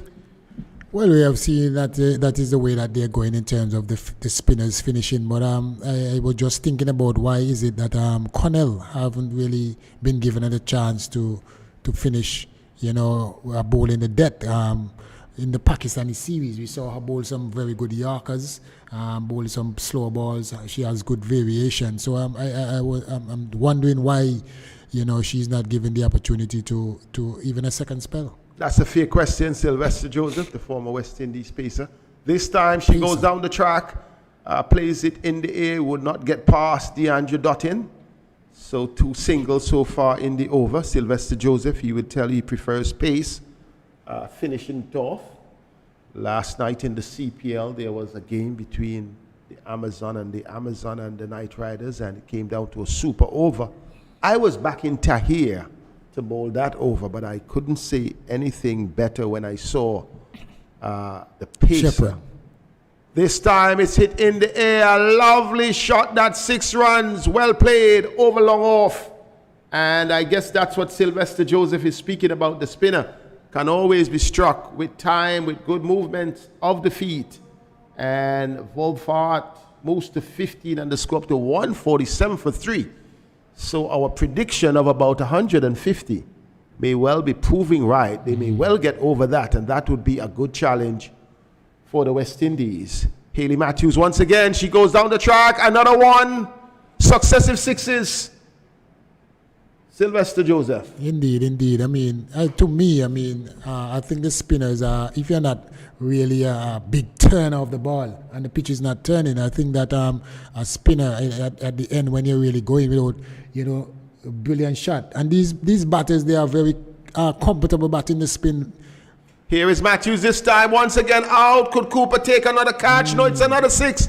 3 6s in a row in succession here from Lara Wolfart. This has really taken the sail out of the wind or the momentum that the West Indies women were picking up 2 overs ago after Hayley Matthews would have taken those 2 wickets with 2 new batters in. But we have seen a succession of 6s, a three-peat from Lara Wolfart. 27 from 8 deliveries. Hayley Matthews on the pressure now to deliver. Sylvester Joseph's point about finishing with the pacer may just be coming right. And lessons to be learned. Here is Matthews. Let's see what she does. She goes shorter, pulled out to DeAndre Dutton. Another 6. 4 6s, 6 6 6 6. 4 6s to end the innings. South Africa motoring on to 165 for 3. Sylvester Joseph, Laura Wolfart, 33 from 9 deliveries. Let's look at it. Short, and she went down the track and she hoiked that over long on to seal off the innings and to put her authenticity on the innings to show that she has what it takes to take a game from what would have been a pass score to what is now not just a competitive score, a very challenging score for the West Indies. Lee started it, batted well for 75, and she scored that 75 from 52 balls, 12 fours, and the 6. Then she really partnered well with Neekirk, but only got 23. Cap came in, she anchored the innings for 24. But at the end, Laura Wolfart, with 33 from 9, really took the blows, took, in fact, the wind out of the West Indies sail. And though Britt came on, Triz and Britt with 5, 165 for 3. They will be needing 8.25 runs per over. Let's look at the West Indies bowling card, Sylvester. Your pick? Well, Cornell, she really 3 overs, 24 runs. Aline, she 3 for 10, 3 for 25, 10 back deliveries. Then you have Joseph, who was bowled well in the last game as well, 4 overs for 17 runs. And Selman, 3 overs for 27. She hasn't gone well in both games so far. And then you have Mohammed, who consistently bowls in the right areas, 4 for 27. And Matthews, 3 over for 43 runs. But just before that over, we would note that in that over, 26 runs came from that final over. Yeah. So before that, she looked good. She had 2 for 18 from 2, and then 2 for 24. But that last over, everything fell apart. But I think it came down as we just looked to wrap it up here. You were making the point that perhaps a decision to have the speedster coming in, perhaps having Selman or having Aline bowling that last over, could have made a difference? I think it would have made a difference. When I was looking from the last innings, these 2 batters, Wolfart and and sorry, the one that finishes with her. They Brit. were Brit, yeah, they were the ones that were chipping and they were playing the spin bowlers very well. And if I can recall, I think Haley Matthew last over in the last game as well, went for a few. Yes. You know, so these two were very comfortable chipping down the pitch to the spin bowlers and really, you know, putting the impetus into the back end of the innings, which was set up really by a brilliant knock there by Lee, you know, and to finish off in such commanding way, you're going to take a special effort here from the West Indies women's team. So just to wrap it up, at the end of the innings, South Africa, in fact, the West Indies women won the toss, decided to put the South Africans, the visitors, into bat in this, the second CG Insurance T20. South Africa women sped to 165 for 3 on the back of Lisette Lee's 75, I beg your pardon, 75 from 52 deliveries, and Laura Wolfart's 33 from 9 deliveries, including 4 sixes from the last 4 deliveries from Haley Matthews. That really sped South Africa over the top. On the West Indies side, Haley Matthews, she had 2 for 43, and Quiana Joseph 1 for 17. Those were the only bowlers to have taken wickets here in the South Africa score of 165 for 3.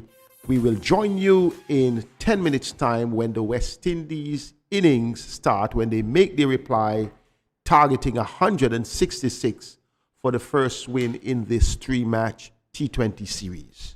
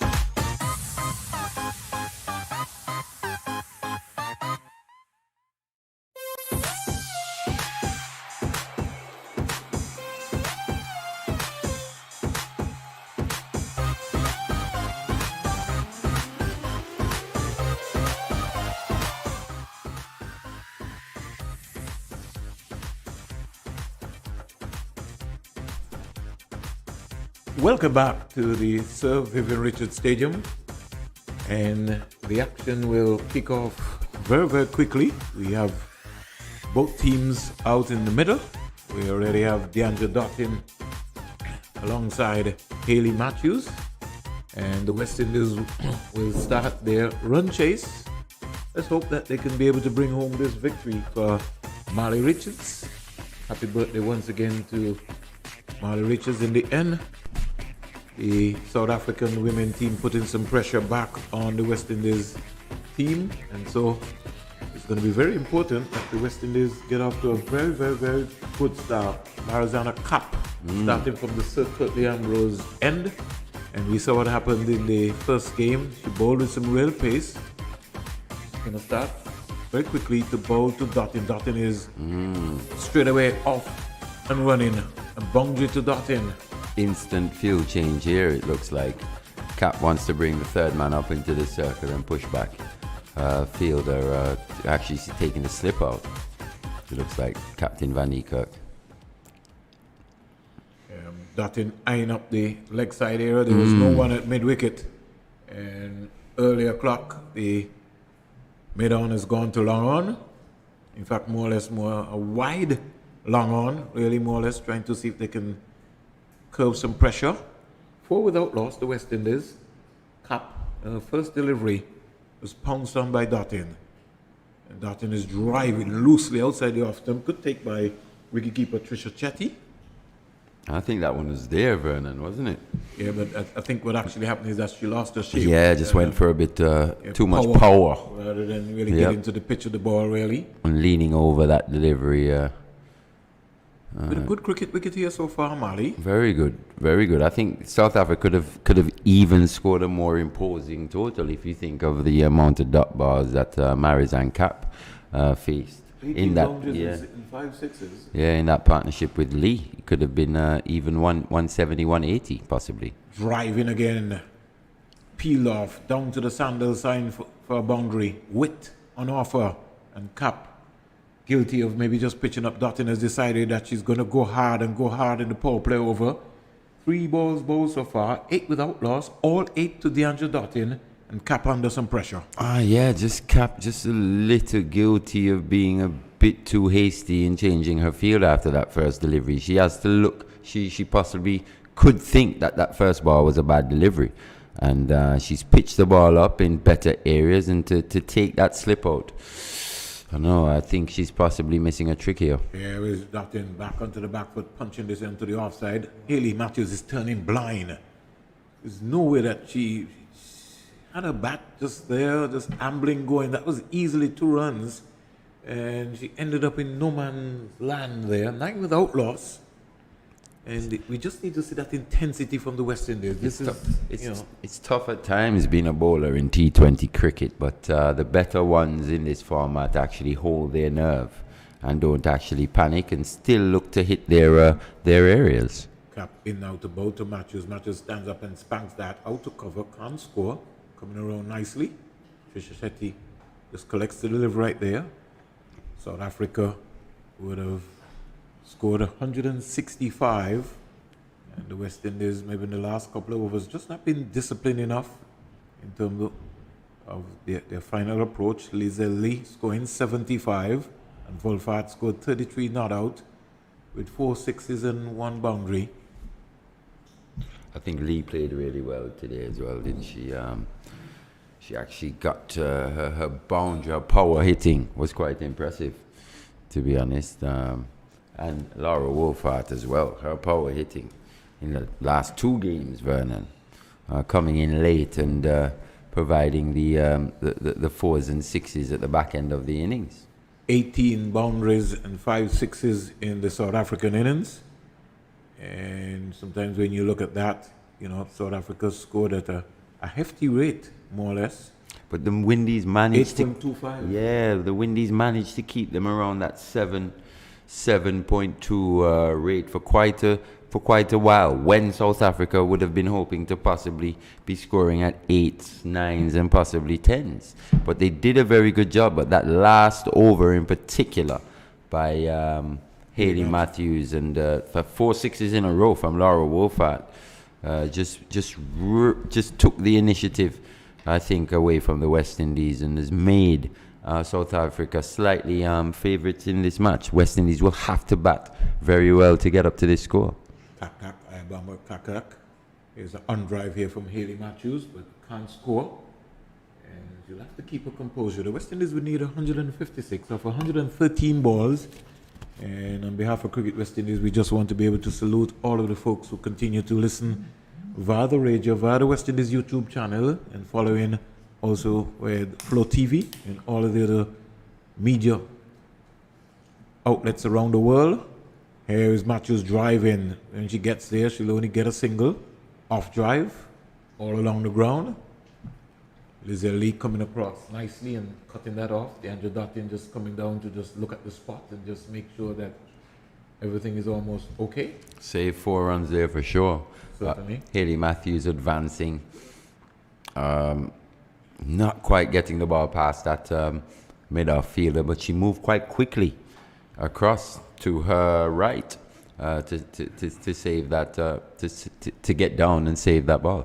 Say good afternoon to the folks in Bermuda, in Canada, United States of America, India, Pakistan.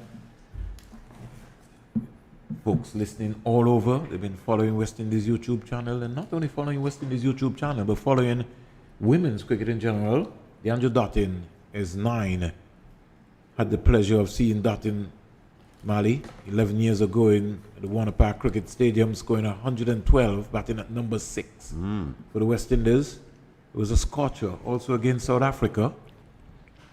I think the Windies as well are just missing her bowling as well. You sense that today with the experience that she has. You just hope that she'll be bowling for the Windies as soon as possible. Dottin is back, but she can't beat the South African wall. And Nelson Mandela will be smiling to know that at least Dottin didn't get through that wall. Because anything going through the South African wall is going to be a boundary. I know she bowled a little bit in the 100. I'm not sure how much she actually did. I'll check that out and give some stats on for you on that, Mali. I think she's definitely carrying. She had shoulder surgery, wasn't it? Here is Dottin driving, off drive, but can't score. She lost her shape there, Mali. She was looking to go for a maximum there rather than playing a proper cricket shot. And I think the West Indies are going to have to use some smarts. You can't get the boundary, but at least you can get a single, so you can rotate the strike. That's that scoreboard pressure. You know, Vern, you still got to give yourself an opportunity early in your innings. Look to play straight and, you know, with sound technique and build as your innings, you know, goes along. So, one run coming off of that over, and I think that's simply because Dottin was more or less looking for the maximum all the way. Kaka really sort of put some pressure back on her completion there. Kaka's been quite accurate, though. That's what we've seen. Second time seeing her. She's been quite accurate. She doesn't bowl two sides of the wicket. It's quite easy to set a field for her bowling. And thus far, she's done a pretty good job, like you said, just going for the 1 run. So, 11 without loss. 2 of us bowled here so far. And Cap will start from the circle. The Ambrosian goes past the umpire. Now the bowl to Matthews is driving down the ground 4 runs. Lovely shot. Got to the pitch of it. He's almost treated her like a spinner. Advanced down the cause. And there was a push forward. Kept her shape, kept her balance. Good control shot by Haley Matthews. A boundary to her. She goes to 6. Dottin is 9. Weston is a 15 without loss. And there's Cap again. First ball of this of her second over, being Haley Matthews advancing down the wicket and just slapping that past her for 4. And she's made that field change instantly. Once again, I think just missing a trick, just panicking a little bit. Here is Matthews banging that through the offside 4 more. The coach, batting coach Robert Samuels and head coach Courtney Walsh looks on the offside, and they would be maybe analysing the game and looking at the approach. West Indies 19 without loss. Matthews goes to 10. Dottin is 9. I think she's possibly just overthinking it a little bit here. You got that sense as well with her batting. She was just a little frustrated not finding the gaps, and here she's just a little agitated as well with the ball. One just more or less extra pace. She banged that one in. Was able to just get it over the short mid wicket, and in the end sort of rushed onto her more quickly. think she's going to have to be very careful. We saw what happened in the first game. Cap has got some extra pace, especially when she bowls that effort ball. Yep. And that sort of cramped Hayley Matthews. I saw her in England, and I don't think she was using enough depth of the crease, Mally, especially to that short ball. Something I feel like It's she's about gonna have to picking it work up. on. You know, she's got to pick it up early. Cap in now to bowl to Matthews. Matthews again is out. She's out, caught her short mid wicket. Just like you said. It's almost like a front foot pull as well. She's still looking to come forward and cramps herself for room. First wicket, let's look at it again, and we look at Hayley Matthews' position. The foot goes across, it doesn't go back.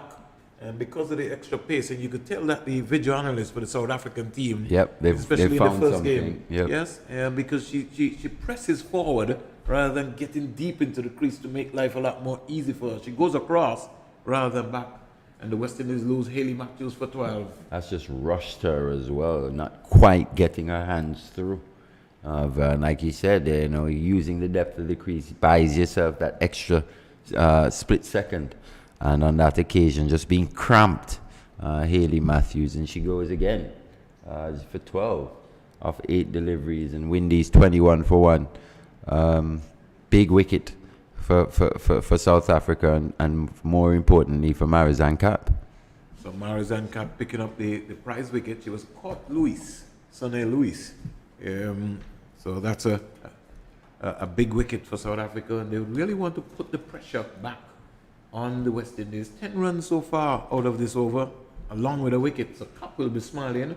A figure so far 1 for 20.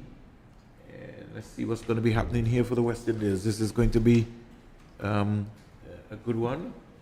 Dottin, who's come out? Is it Kashona Knight has come out? Mm-hmm. And she was in good touch against the Pakistan team. She's so improved.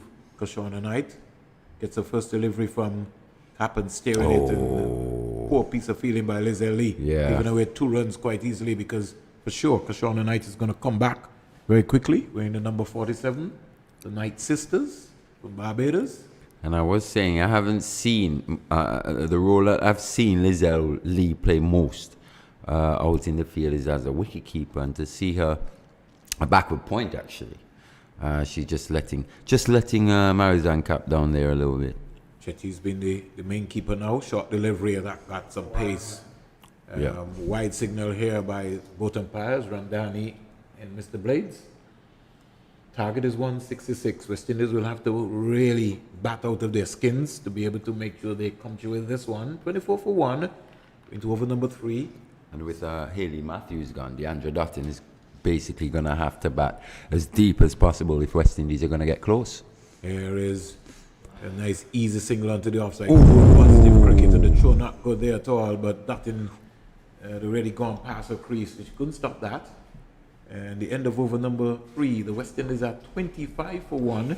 Knight has come in and looked very, very, very busy. Kashona Knight, DeAndre Dottin will have to bat all of the 20 overs. Pretty much. She's got off to a good start so far. She's 9. She'll have to keep her shape. She'll have to be able to just concentrate and just play positive cricket. And I think these 2 players from Barbados, they would know their role, they would know their responsibility.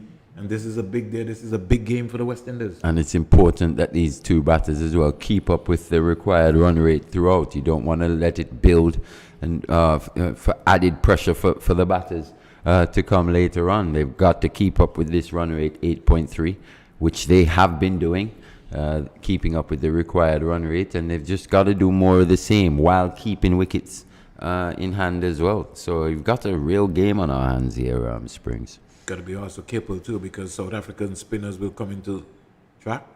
Dane Van Nika, she's going to be interesting to see how she bowls here. In the meantime, Kashona Knight sneaked a single onto the leg side. And I think she's someone that can be gotten after Van Nika. She's quite a good leg spinner, don't get me wrong, but with her style of bowling, it's important that Dottin's there to take advantage of those balls that at times are overpitched, and because she tends to really look to give the ball a bit of flight. I like the approach so far by Kashona Knight, just making sure we'll take the strike. This is something I think Dottin is going to seriously have to think about. The over before, she only got 1 run out of Kaka's over, so she's going to have to be very careful. Very circumspect, aggressive at the same time, but still looking to try and get runs.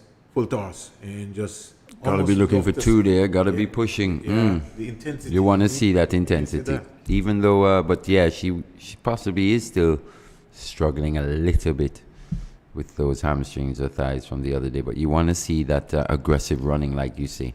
You know, putting these fielders under pressure.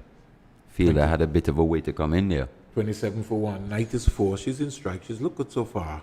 And she's back that sort of cramped her there. She's looking for the maximum there, but it's sort of cramped her up. And the Knight would be advised to be able to just get a little deep into a crease right there so she can pick the link up and just be able to clip that away. She almost looked like a Haley Matthews trying to pull that off of the front foot.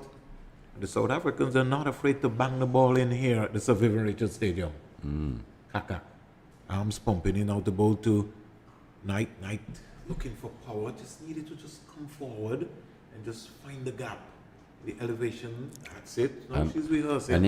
And we've seen both Knight sisters actually play quite well since coming back into this Windies team, but they have struggled at times to just find the gaps. They time the ball sweetly, but just don't find the gaps. She can't go the other side. 27 for 1. It Been a adds good over, pressure. this has been a good over here so far. Only 2 singles out of the over. 27 for 1. Kaka would still be hoping to come out of this over unscathed. Not sure. Yeah, you've got to think. She's got to protect that boundary on the offside. And even here at third man, I'd possibly bring that third man up and push back either a long on or long off. Oh, There we're is bold though. Matthews. We're bold. She went Ashana wide. Knight going Well for a delivery there. She's flashed at it, missed it completely. Over number 4 completed. The West Indies 2 singles coming off of that over, and Kaka has started well. The first 2 overs has scored 3 runs, 27 for 1. And the West Indies head coach and his former teammate, now assistant coach Robert Samuels, walking around having the discussion. And just like that, one tight over, the run rate has plummeted to 6.8, and the required run rate has increased to 8.7. Just goes to show you just how valuable tight bowling is, or dot balls are in this format of the game. 27 for 1. The West Indies just under a little bit of the microscope here. It's going to be very, very important. Somebody's going to have to bat and bat well.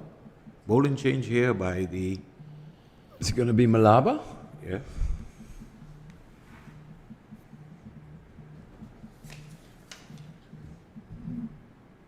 Uncle Laba. Laba is the one who will start wearing the number. You got it right, Mali? Yeah. Is it Laba? No, it's Shangase.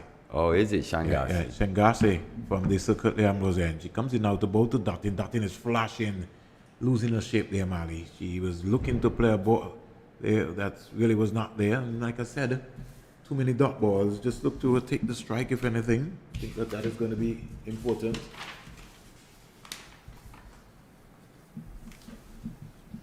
Shangase starts from the circuit, the Ambrose end. He's going to come in out to bowl to DeAndre Dottin. Into bowl to Dottin. Dottin is cramped for room, can't score. And the South African bowlers are attacking the stumps. Limbering up. I think it's Masabata class. Is it Actually, class? yeah, it's class. Number 5? Yeah. Hold on, let's wait and see if when she turns, Malik West is class and not Shangase. We apologize for that. Yeah. Class attacking the stumps. Dottin has got to have a little bit patient. She's not gotten off for a very, very long time. Ken, she misses completely. Just pulling away as well. The weight not going into that cricket stroke almost. Pressure, Yeah.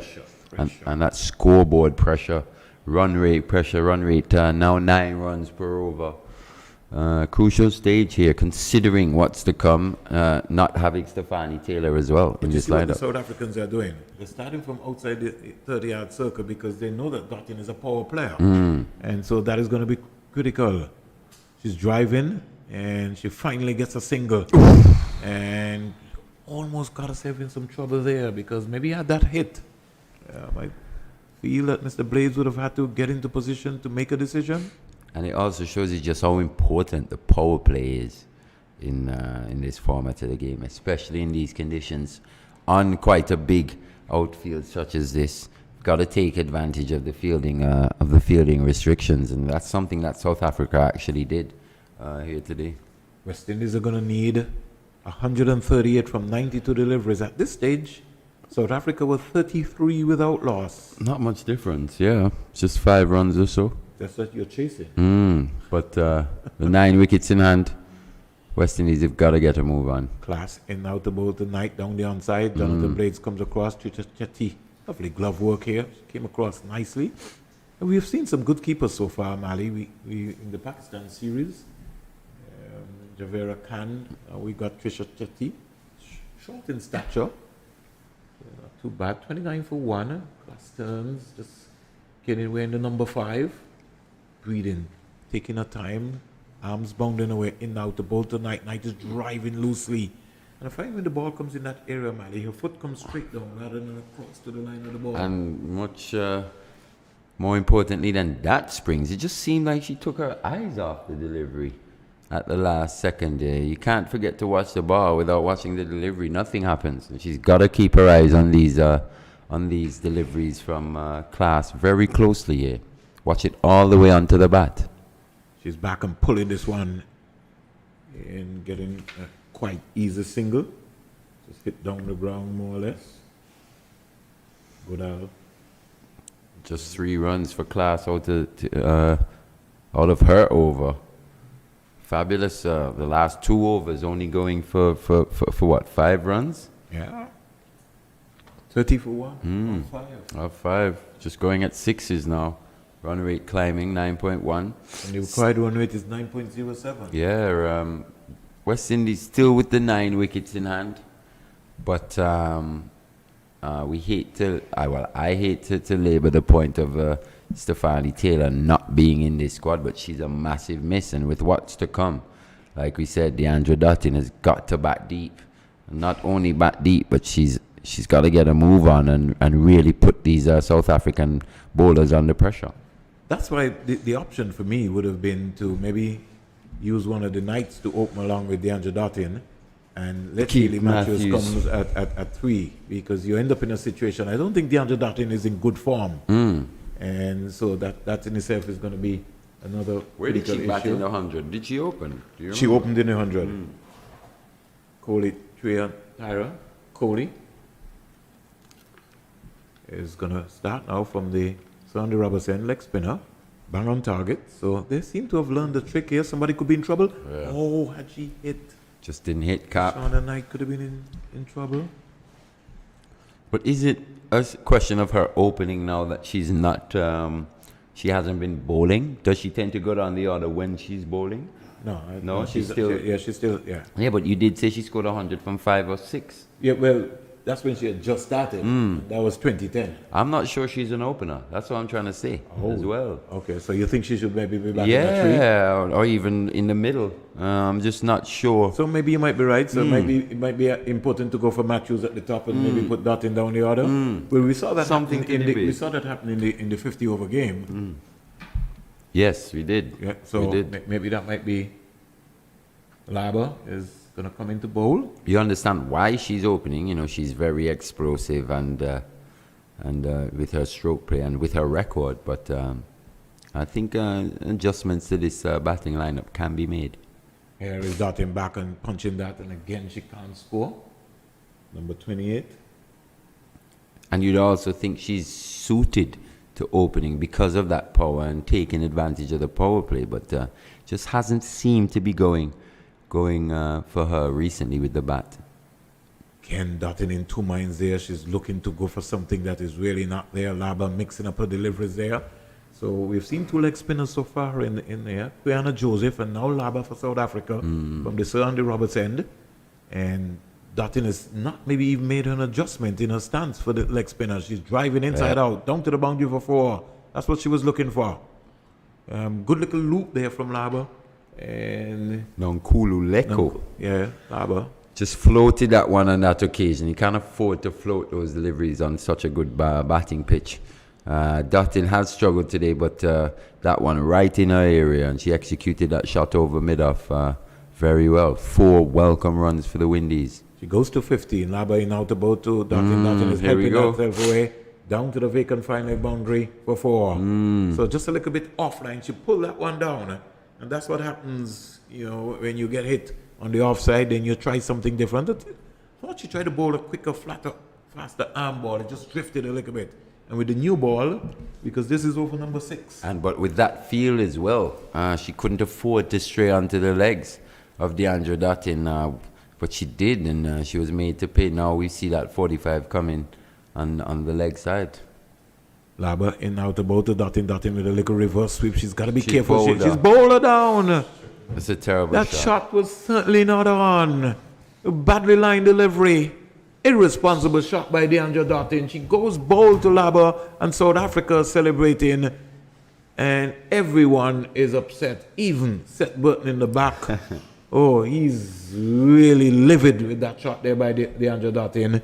And why would they try these fancy things? Just a This bit is of just only number 6. just a bit of premeditation there by DeAndre Dottin. Almost similar to delivery to the one that she just swept for 4 runs. But with that fielder, But outside of that, Mali, look, let's look at it. She never even got out properly. She was cramped from her crease. Yeah, with that- with that shot. with that fielder coming into the leg side.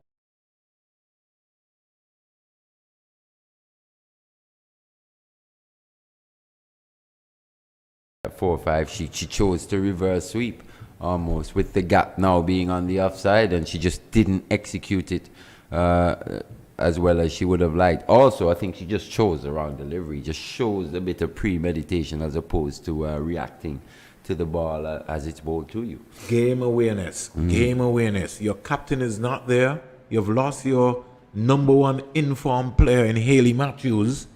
So it now means that It's now on your Ye- shoulders yes. as the most experienced and to be with able that to- record, possibly the best batter left in this West Indian lineup. well, there are only 2 players in the West Indies women team who scored T20 hundreds. Dottin has got 2 and Haley Matthews has got 1. Exactly. So you have to understand the game awareness situation to know what sort of form. She had to look. In her mind, first and foremost, she had to be looking to take this as deep as possible, with her ability.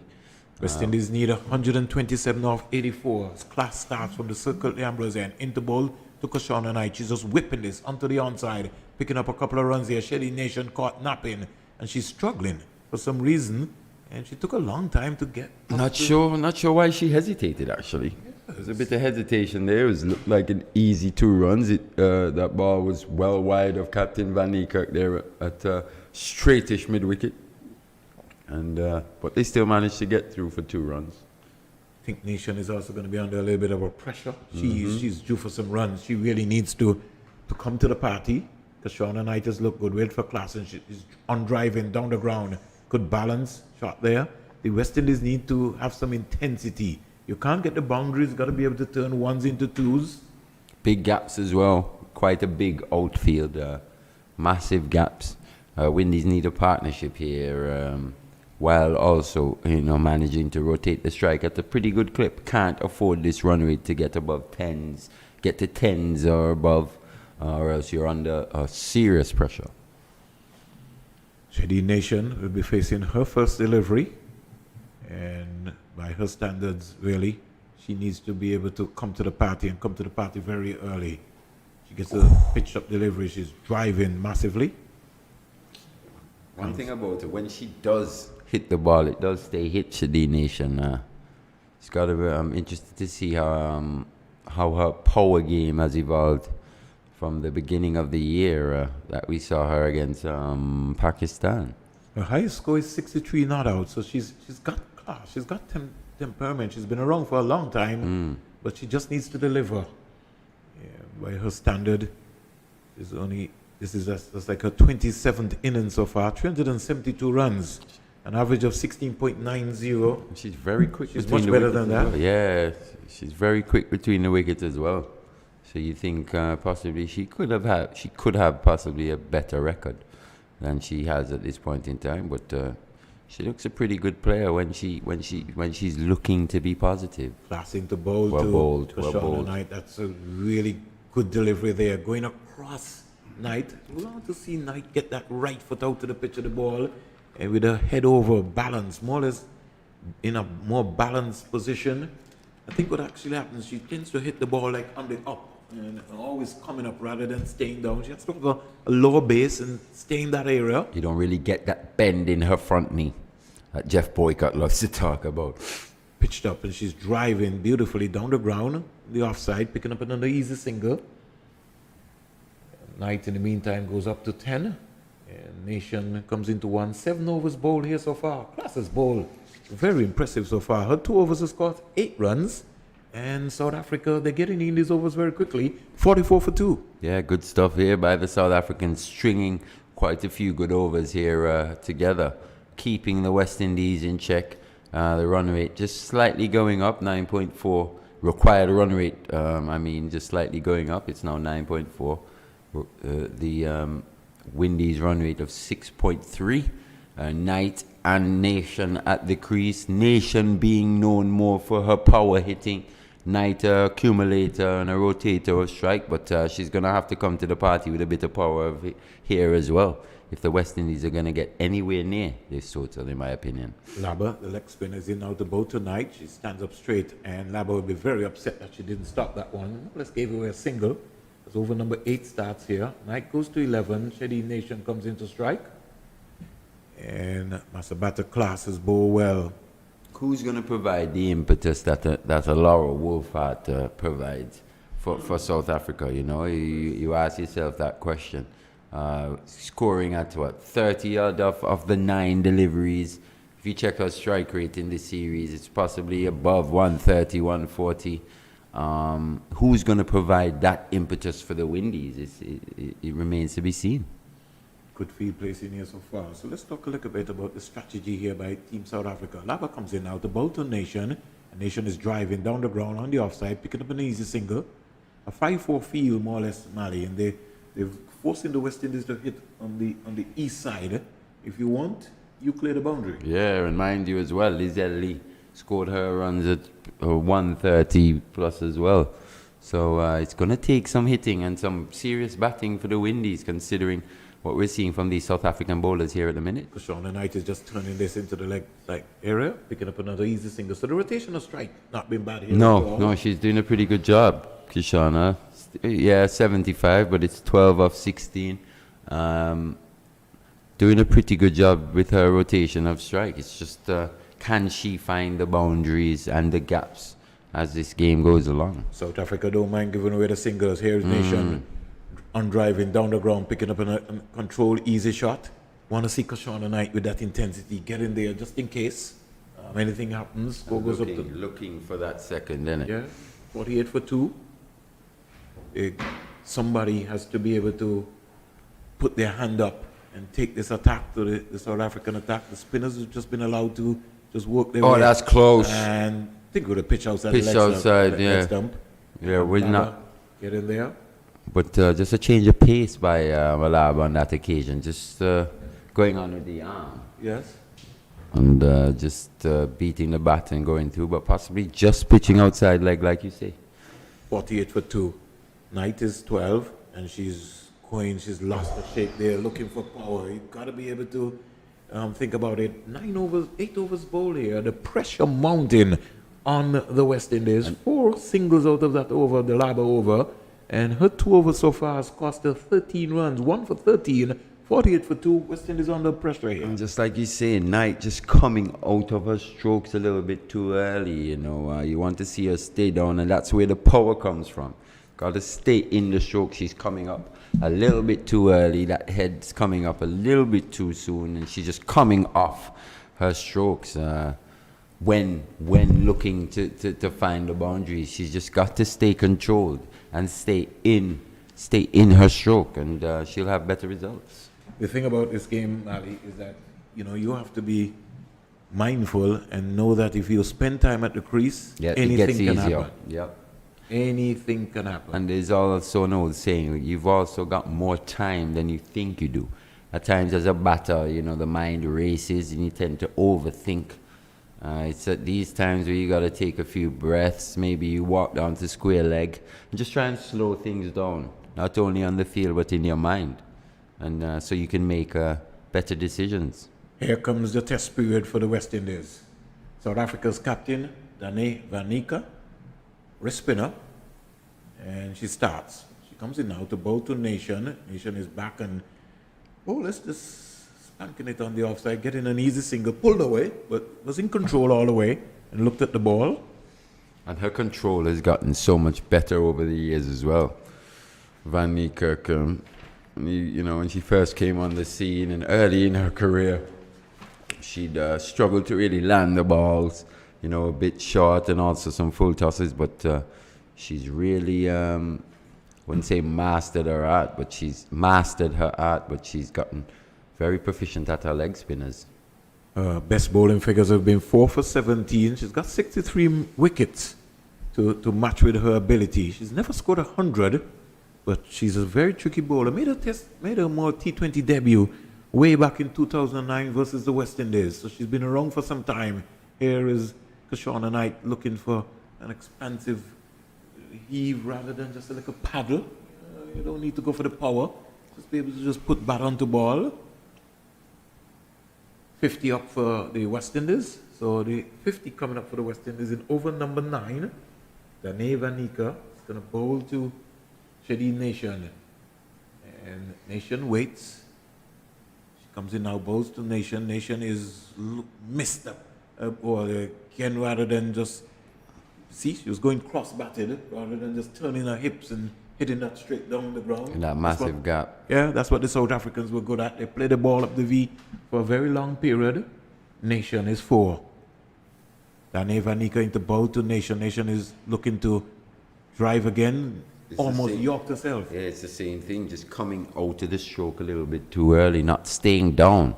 That's why she's managing not to get that power that we've grown accustomed to see from her. She's not using her top hand either. Better. She's got more bottom hand, but she was in control with that shot. Played it down to long on, picked up an easy single. And South Africa won't mind this. They know that the pressure will be bubbling on West Indies. 3 singles out of that over. 9 overs bowled. West Indies are 51 for 2. They need a partnership. Kashona Knight is on 13. Nation is on 5 from 8. And Van Niekerk's first over scores still 3 runs. And this run rate has steadily been plummeting from the West Indies. We haven't seen a boundary in quite a few overs, I'd say. That's just off memory, roughly about 3 or 4 overs. No boundaries here. South Africa fully on top of these West Indies batters, Vernon. They've used 5 bowlers so far, Mali. Marizana Cap, 2 overs, no maidens, 24 runs, 1 wicket. Ayabonga Kaka, 2 overs, no maidens, 3 runs, no wicket. Masabata Class, 2 overs, no maidens, 8 runs, no wicket. As we see Laba now, with a nice flight to delivery, and again, Nation looking really for power rather than, timing, getting her into the right position. Laba's bowled well, 1 for 13. She's into a 3rd over, starts from the Sunday Robertson, goes past Ramdani, comes in now to bowl to Nation. Nation is driving on the offside. They need to get 2 runs here quite easily. And very gingerly. That's one thing I could say to you, Mali, that the South Africans were good at. They put away the bad balls. Yeah, and that's exactly what I was going to say on that occasion. Nation just presented with a full toss, slow full toss outside the off stump and couldn't find the boundaries. It's those deliveries that you've got to put away and take maximum use of. Laba into bowl to Nation. Nation again. Didn't have the forward press. She was looking to go expansive, and that's because the right hand is coming into play rather than the top hand working. And her transference of weight, she doesn't really transfer the weight onto the front foot. When going for power, it seems like we've belabored the point, but they keep coming out of the strokes a little too early, just rising and lifting the head a little too early there again. Again, Kashona Knight losing her shape there. The West Indies need 112 runs from 62 balls, 112 from 62. And Laba, the left-arm spinner, has bowled well so far here for South Africa. She comes in now to bowl to Kashona Knight, and Kashona Knight is bowled. Quicker one. Through the gate. Her head looking over mid-wicket rather than looking down the ground. West Indies are in trouble here. 54 for 3. Kashona Knight walks back. She goes for 13. And Laba strikes for South Africa, 2 for 16 in her third over. And the spinners are all over the West Indies women's team here at the Sir Vivian Richards Stadium. Yeah, and if you think about the lineups, and I did ask the question in the previous over, who's the batter that's going to provide that innings that a Laura Wolfhard would have played for South Africa? And as this run rate continues to climb, it still remains to be seen. Shadeen Nation, you possibly think she's got the ability, but she's come out and she's struggled a little bit slightly, 8 of 11, to really find the gaps or even find the boundaries. And Windies really staring down the barrel. It's only 54 for 3, still not quite at the halfway mark, but at this stage of the game, Windies definitely need a special innings from one of these batters. This West Indies lineup is going to be tested, and out comes Keisha Knight. Yeah, it's Kaisia now. Yep. So another Knight, Keisha. Yeah. The Knight sisters. Identical somebody has to shine and twins. shine fast. And they've got the power as well. We've seen it in the ODIs as well. Against Pakistan, they can find the boundaries and even clear the boundaries. Abba into ball to Keisha Knight. She just works this onto the leg side, coming around easily. She can't stop the single. And over number 10 comes to an end. Over number 10 comes to an end. 55 for 3. I'll get one more in and then set. We'll wrap the whole thing up. We'll have a double change. We'll have the SS combination. You remember those bats? Did you ever get a chance to bat to the SS bat, Mali? I did, yeah. You just need to ask said about And about an my SS. dad used to be a big, his signature line was the SS Jumbo. Yes. 55 for 3. Nation is 8. Keisha Knight is 1. She's in strike. She's just taking a guard. And Dane Vanika. What was Sylvester's favorite bat? Did you bat with the SS Sylvester? No. Never. Oh, Sylvester never batted with an No, SS. it's Gray Nichols, I think, at one point. Yeah, Gray Nichols. Gray Nichols all the way. 11 overs. Over number 11 starts here.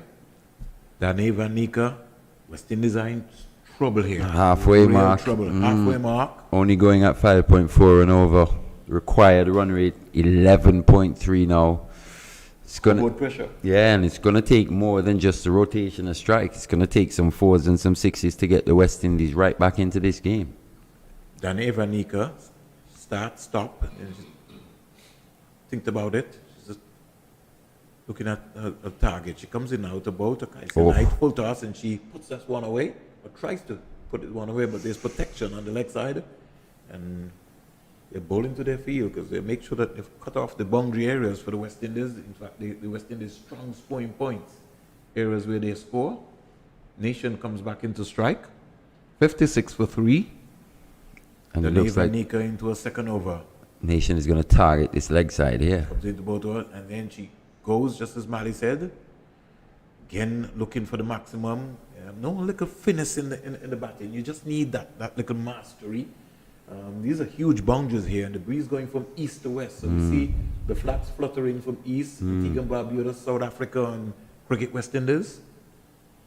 Knight comes back onto strike, and she's Shot. driving inside out over cover for 4. That's a Beautiful lovely cricket shot. shot. I think that's the best shot of the day. I so think far. from a West Indian batter for sure.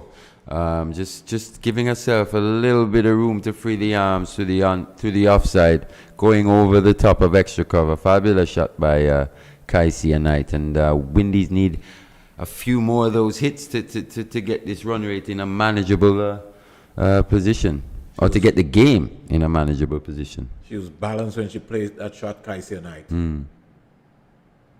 Dane Vanika is just worked onto the onside. Good, sensible cricket, picking up an easy single.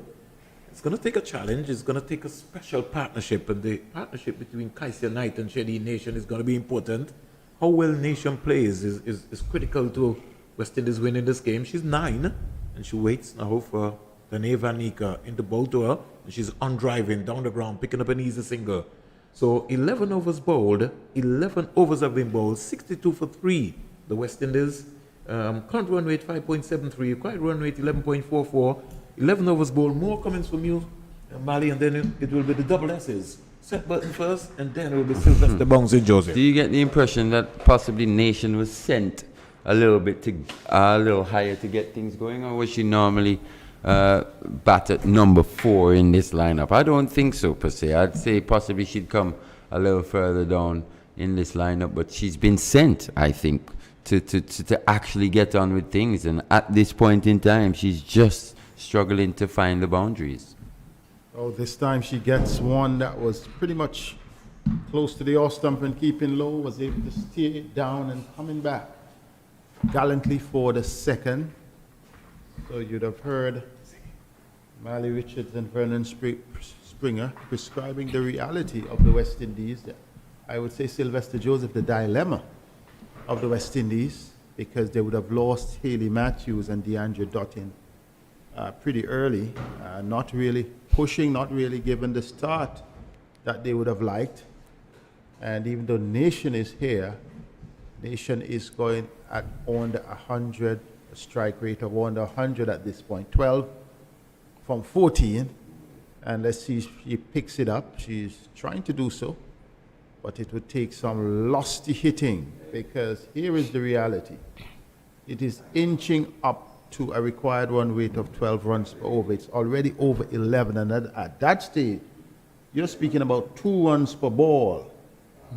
And it will take power hitters. It won't just take the rotation of the strike. But let's see what Nation has. As she plays that one with a dead bat. That one was a beauty from Laba. It was right up. It was floated towards middle stump. Though she played it with a dead bat, there was no movement of the feet. So we're looking at a West Indies team that may need some batting depth to come to grips with the South African team here. Good bowling on the part of both the spinners, the pacers, Laba. Laba, she has done well.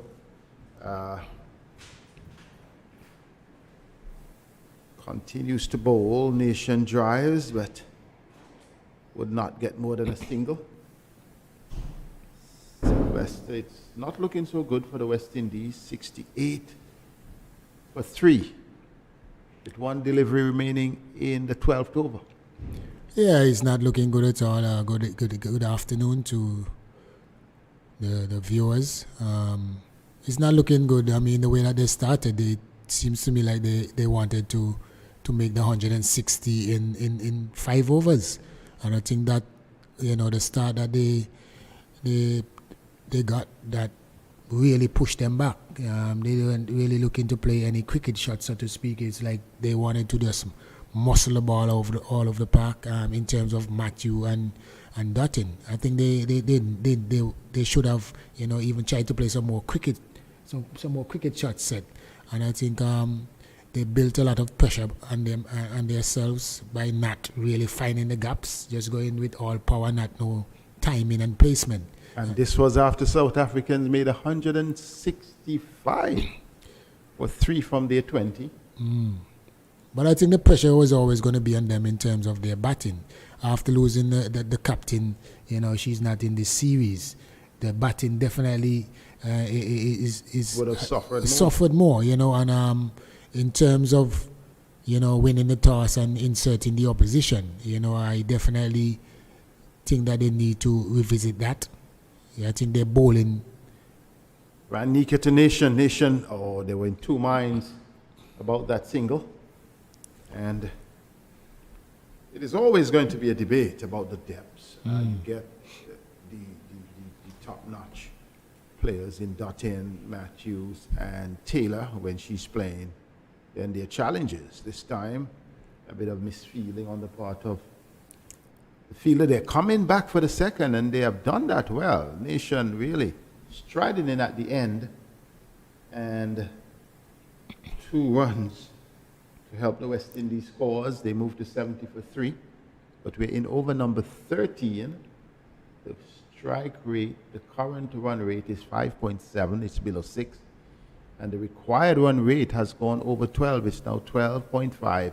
Here is Nation working this one into the mid-wicket region.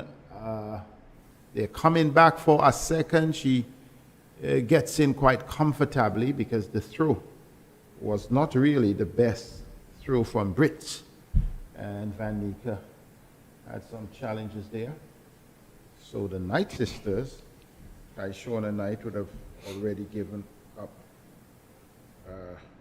her batting. She was bowled by Enlab, and now there is Kaisia Knight trying to partner Shadeen Nation. Here is Van Niekerk being swept by Nation, but only as far as a short mid-wicket position, just outside the 30-yard circle.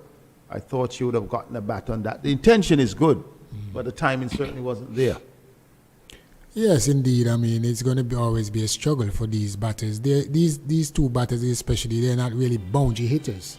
You know, in terms of Matthews and Dutton, they can definitely score a lot of boundaries, but these two, they will get their boundary here and there set. But these two are proper technical batters who try to manipulate the field and try to pick up their ones, their twos. But in a situation like this, you need someone who definitely can hit boundaries. This one she plays over the top. We'll get a couple here. Fielder coming around. Sends the return in to Knight. Knight not being able to get the boundary that Sylvester Joseph is speaking about, nevertheless. Getting 2 runs. Would really need to motor on here. Kaisia Knight just rolls and strolls for the single. 75 for 3. 76 for 3. After 13, Sylvester Joseph. Yeah, just a question in terms of the West Indies batting order. You think that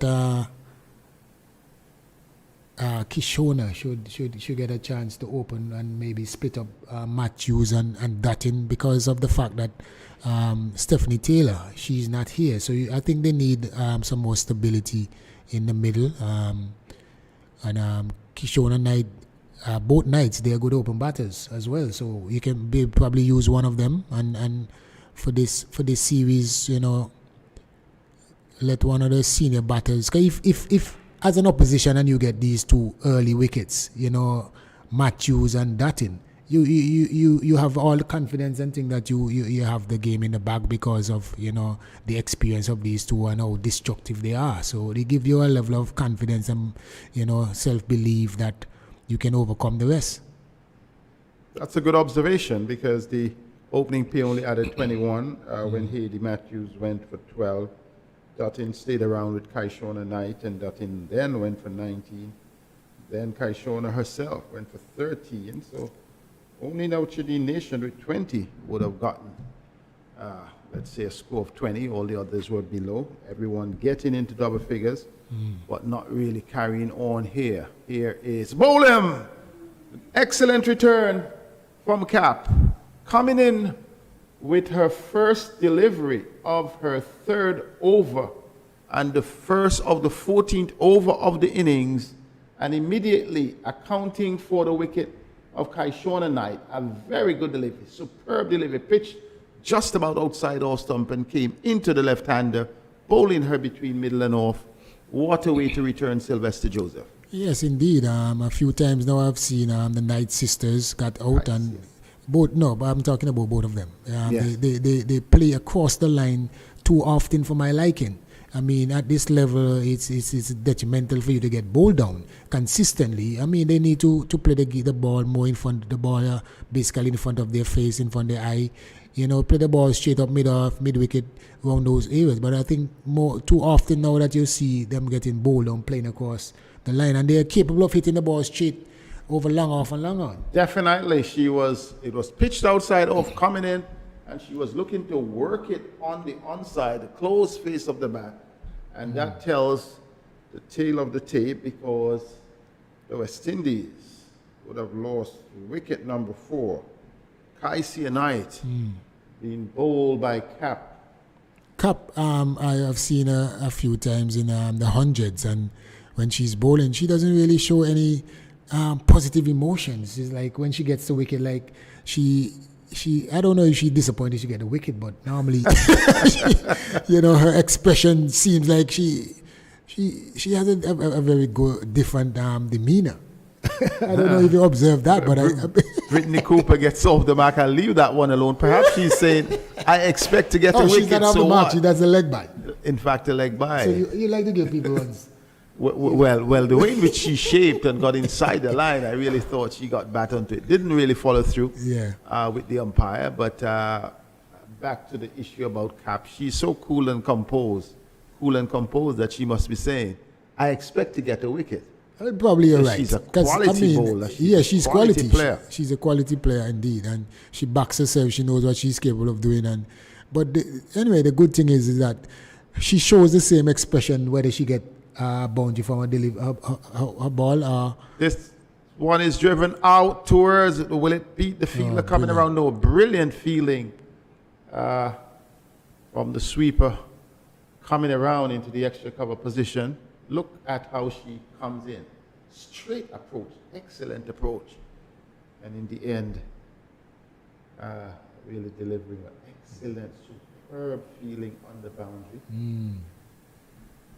So this time we see at least a nation really want to pick up things here. Wants to pick up the momentum. The question, is it too late? 13.6. It's difficult to sustain that over 6 overs against high quality bowling. Yeah, this team, this South African team, they're well-oiled machine. You can see that these players are very experienced. They know the game. They know what they're capable of doing, and they are, well prepared, to execute, and they are executing very well. South Africa really showing to be the more confident of the two teams. In fact, they are rated above the West Indies in the ICC ranking. They have also already qualified for the ICC World Cup. The West Indies would need to go through its qualification stage. Here is Nation once again driving. We have not yet seen Nation dominating the batting. She has really scored off almost every delivery, but at the same time we're yet to see that dominant power that she possesses. We would have seen a glimpse of dominance from Deandra Dutton in her 19 of 80 deliveries. We saw Hayley Matthews with a 12 from 8, but neither went on. Kaishona Knight 13 from 22. Nation is on 22, and we saw Kaishona Knight getting 13. All the batters who have departed would have gotten into double figures, but none would have carried on. As we see Van Niekerk, Nation is, she was on the knee. It was a good delivery, pitched, but bounced above the stump. She, instead of looking to go straight, I thought Sylvester Joseph, she was looking to hit across the line. Yeah, it seems like every time these players, these West Indian players want to go for a big shot, it's always going across the line. This time she placed it out to the long one on the boundary. Only a single lost the field on the boundary, so looks as though the South Africans have this commandingly in the bag. In terms of Hayley Matthews and even Dutton, their shot selection and their thought process must come into question. Matthews got 10 runs already from the over, and Dutton, she already just struck 2 fours. This time here is a big heave over the boundary, the first 6 of the West Indies innings by Brittany Cooper, leaning into that one from Van Niekerk, and West Indies getting their first 6 of the innings. And the score moves up to 89. It was really well played. Classic shot. But the point is, Dutton's dismissal was, to my mind, the most disheartening. 2 fours previously, successive deliveries. And then somehow she was trying to reverse sweep. And it's not that I'm not a fan of it. I'm a fan of how it is selected. Yeah, and you're right. Okay, because when you check the field, they had the start third man, they had the point and they have a cover, and then extra cover. All of the fielders were on the offside in those areas. So I was wondering why that option. They had only one person on the normal sweep. Here is Cooper once again playing this one out, but there is a fielder out there in Cleo Tion who was able to get this one, Treon getting this one back in. And Cooper seems to have good intention, seems to have good timing. And you would ask the question, could she have been advanced a little bit earlier? Here is Nation being out called. Oh, a brilliant effort.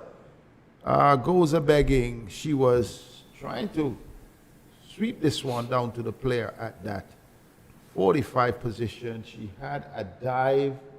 Let's look at it. Going down the leg side. Not a bad intention. Good diving effort. But in the end, the ball spilled. And an opportunity now for Cooper and Nation to gather in the middle and to decide exactly what the approach would be. Because after giving away that chance, Nation must be saying it's time to press as hard as you can. Now, you can't give up on the game because let's look at it. In the 20th over, the South Africans were what? 140. 140 for 3. And that 20th over made the difference. Yeah, and I think it's 15 overs gone. I think if you check back a bit, South Africa were about 90 or 91 as well for the same. Oh, she's bold. Another lovely delivery. What's the expression of Cap? She's just, as you say, she gets the wicket. She does not celebrate. She walks back to the mark. It was a brilliant delivery, a Yorker-length delivery, coming straight through. Nation standing, and that one just rocked the middle stump. And she just turns around, and she's happy with that. So she's happy with that.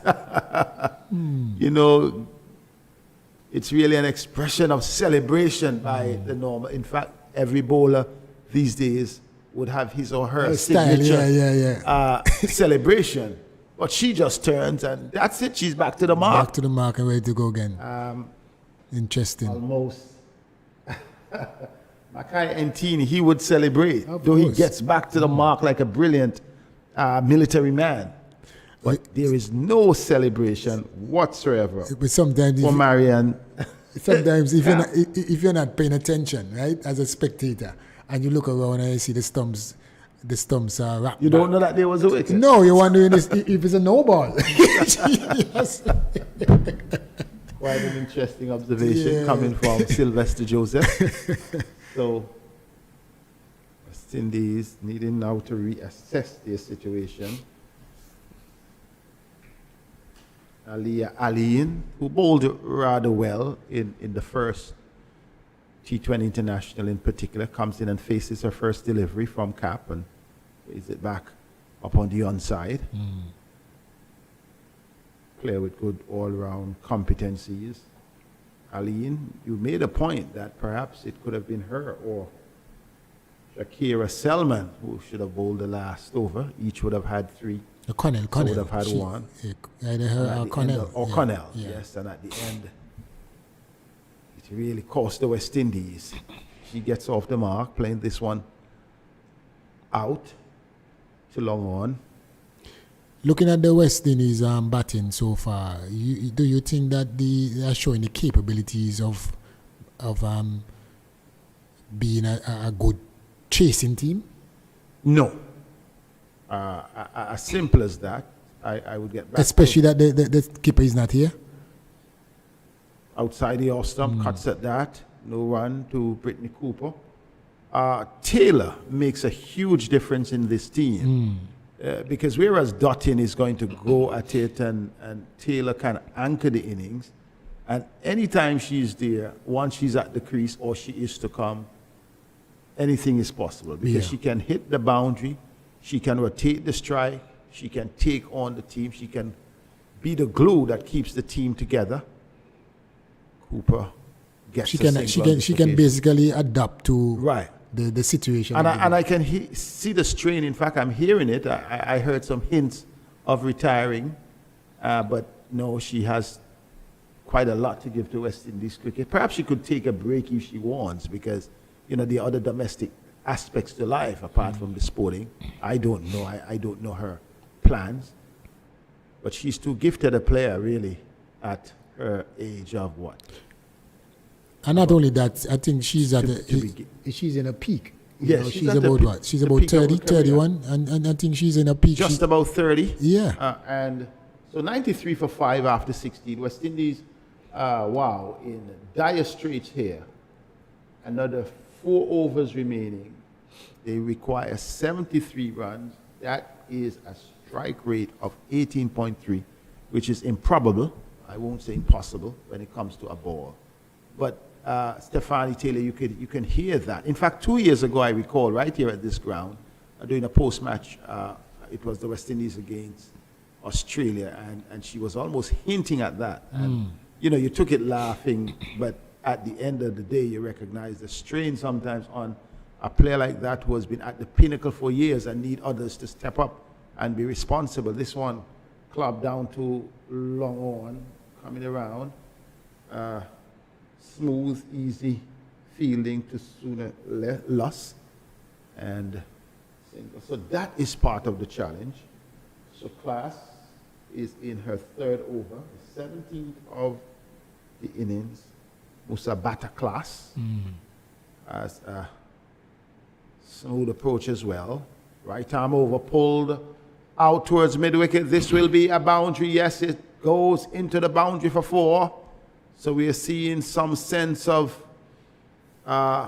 back-end resilience by this pair to take the West Indies up to 89. She was going across, had the front foot the back foot planted right across the wicket. The front foot remained planted, and a good 4. Good to see an enterprising approach from Brittany Cooper. Good calculated risk. Everybody was on the onside, was up in the circle. So you can look at that and see that is a good calculated risk. And he Class came up. into Cooper. Cooper gets one, plays tentatively just outside the off stump. 99 for 5. 67 runs needed from 21 deliveries, and it would take some getting. But we mentioned about the natural raw talent of DeAndre Dottin, the exceptional ability of Haley Matthews, the competencies of the Knight sisters. Here is Brittany Cooper, scooping this one nicely. Will it make the boundary? A big chase, yes, but the chase is won by the ball. The 100 comes up for the West Indies, 103 for 5, and we are seeing some enterprise.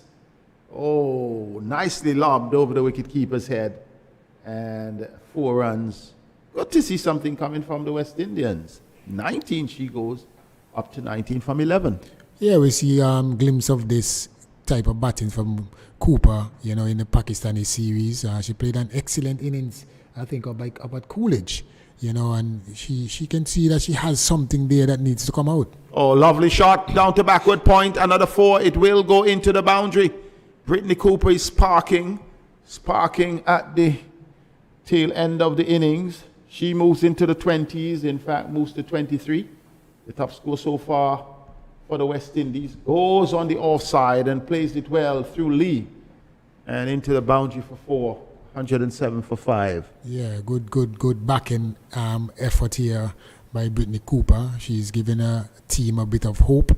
But, you know, the way it is going now, I think she only needs someone else to help with that mantle. Let's see if there is a miracle here for the West Indies. She pulls, goes across the line, but there is a fielder placed on the mid-wicket boundary. And that fielder is Brits, sending the return in. Class completes her over, 3 for 23. And after 17, Sylvester Joseph, 108 for 5, 58 runs needed from 3 overs. It would be good to see the comparison, you know, between the scoring rate with both teams, because when I think the score was similar, because remember in the last over South Africa. Pakistan. South Africa they got what 26 I think Yes. from the last over, you know. So the scoring, but looking at the West Indies innings, But it who is doesn't going look to so. provide that impetus at the end of the innings? I mean, what I'm saying, looking at how the West Indies team is batting, it doesn't look like they're close by. It would have been comparative at that stage. Yeah, at that stage, but it is. I think just a little more thought in the batting, a little bit more plan that we wanted to be at this score in this particular over, and we bat more sensibly in terms of our shot selection and being in control some more, and you never know what could have happened. Well, it is all South Africa having their day. Kaka comes in bold once again.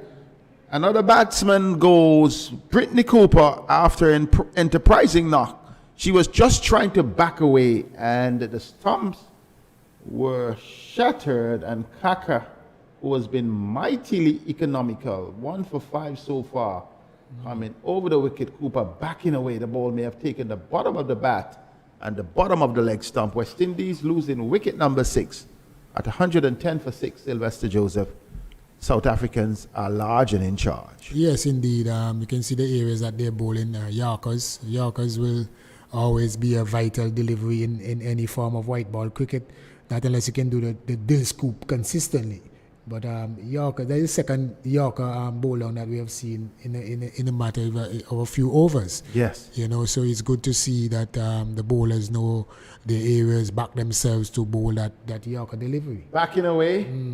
Bowled for 26, the highest score for the West Indian. Brittany Cooper going for 26 from 15 deliveries, and really showing some of the top order batters what could have been done to at least keep the team in the hunt rather than having a late effort. So the new batter is Joseph. Brianna Joseph, batting for the first time in the T20 for the West Indies, faces Kaka, gets off the mark immediately, plays the ball into the deep. She would want a second, but no. Aline is not interested. 1-1-1 for 6. 111 for 6. Aline is on 1 and Joseph is on 1. The West Indies would have lost in that chase their top order rather easily. Here is a drive by Aline out into the deep mid-off position. Only a single. Joseph will be happy. Joseph, you may have to check the route, Sylvester. You're Joseph. Rihanna is also a Joseph. Irrespective of the islands, you need to check and see if there is any relation. This one by Kaka is outside the Austin. No harm done. Kaka has really bowled extremely well for the South Africans in this innings. All the South Africans would have done well. This one is outside the off stump once again. So let's look at Kaka, the figures. Kaka, 1 for 5.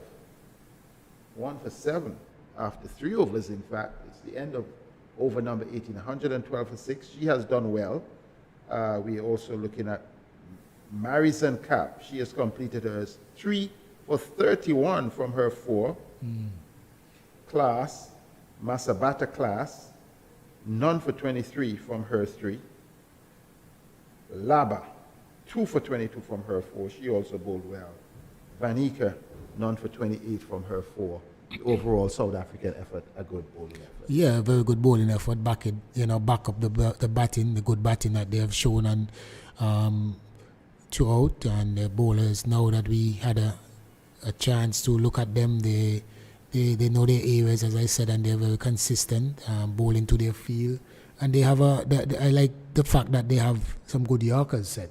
Yes, and we saw that from both Clapp and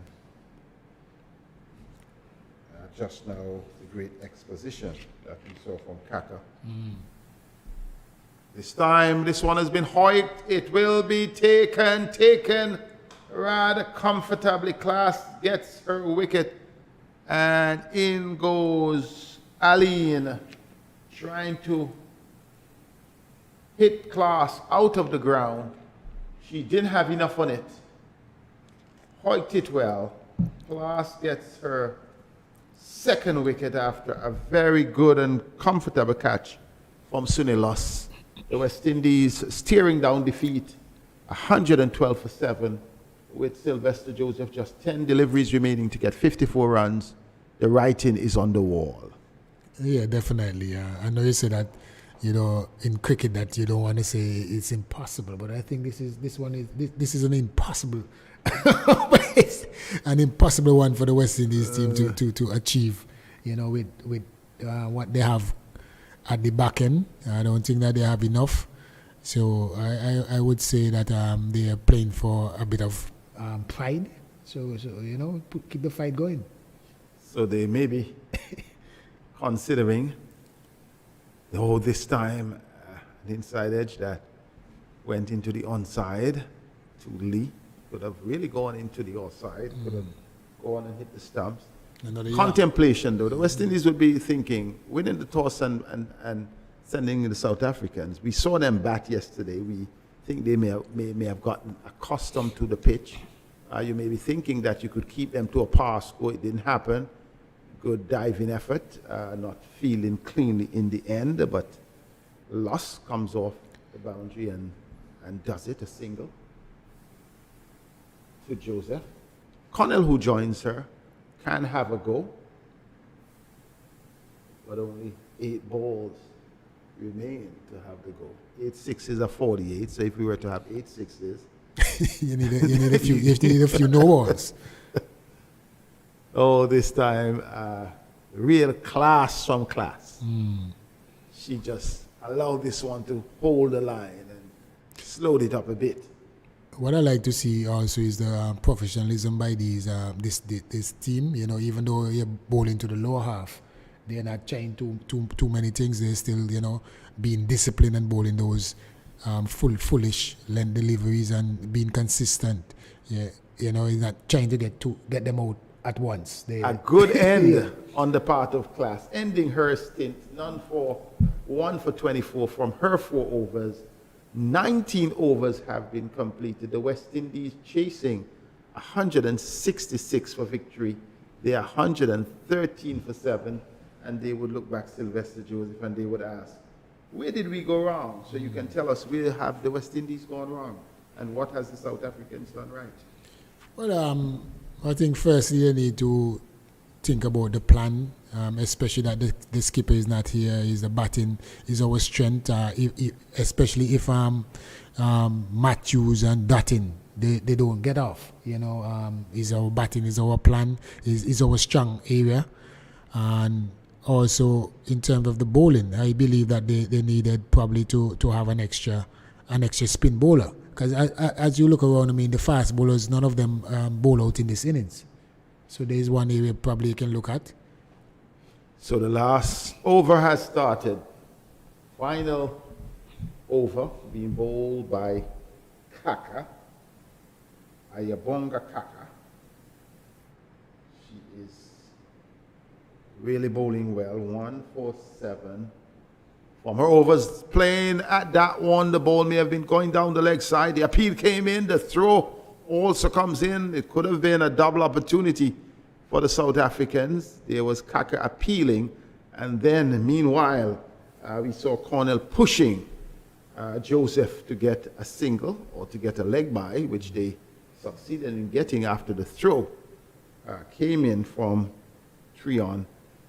The West Indies managing 114 for 7, 4 balls remaining. It's way out of their reach. Kaka. Bowled! It's over for Cornell. Coming forward, and we'll see the high percentage of players being bowled. Kaka being really, I think, the pick of the South African bowlers. Nice flow. That one took the pad and then rocked the leg stump. So Cornell goes for a duck, and the West Indies in dire straits, 114 for 8. Indeed, and Kaka continues with those full length deliveries, Yorker length, and being successful. And it doesn't matter who is batting. That is an area that she's gonna concentrate on, and she's getting the reward. So why change? and good effort here economically as well. You can see 3 for 7 from 3.3. I mean, I will take that spell and go home with it. Astonishing figures. Astonishing figures. Anyone will be proud of that. And that is equally as important as the 75 runs made by Lizelle Lee. And also, I think that back-breaking 33 from 9 from Laura Volvaert, which really placed things into that zone for the West Indies. So the captain, how painful it is to come in as captain, Anissa Mohammed, with 2 balls remaining. And you have 52 runs to get. Well, it was over even way before that she came out. Just guess she comes to battle the rest of the deliveries. She doesn't play any stroke. Conceding defeat, it's really way out of her grasp. She threw in the towel, the white towel. But she did well with the ball, relatively well. Only went for 6.5 runs per over, which had the West Indies kept it in that range, overall they would be chasing less. This time she gets one on the pads and gets the opportunity of scoring a run and playing the ball forward of square. It is, in fact, all over. Bar the shouting, the West Indies would have been defeated heavily by the South Africans, losing Sylvester Joseph by 51 runs. South Africa on the backs of opener Lizelle Lee, 75 from 52 balls, 12 fours, and a 6 to propel her team to 165 for 3 after a final over blitz by Laura Volvaert, who scored 33 from 9 deliveries. The West Indies faltered, I would say, all the way through, apart from 26 each from Chidin Nation and Brittany Cooper with a blitz of 15 balls. The West Indies really found themselves not really sailing. 19 from Dottin, 12 from Matthews, 13 from Kaishon, from Kiana Knight, 10. But at the end of the day, 115 for 8, definitely not enough. Losing the second CG Insurance T20 by 51 runs, South Africa winning after the first one was abandoned due to rain after South Africa would have scored 135, and then the West Indies had just started the innings. I think the South Africans definitely are the better of the two teams. Your thoughts?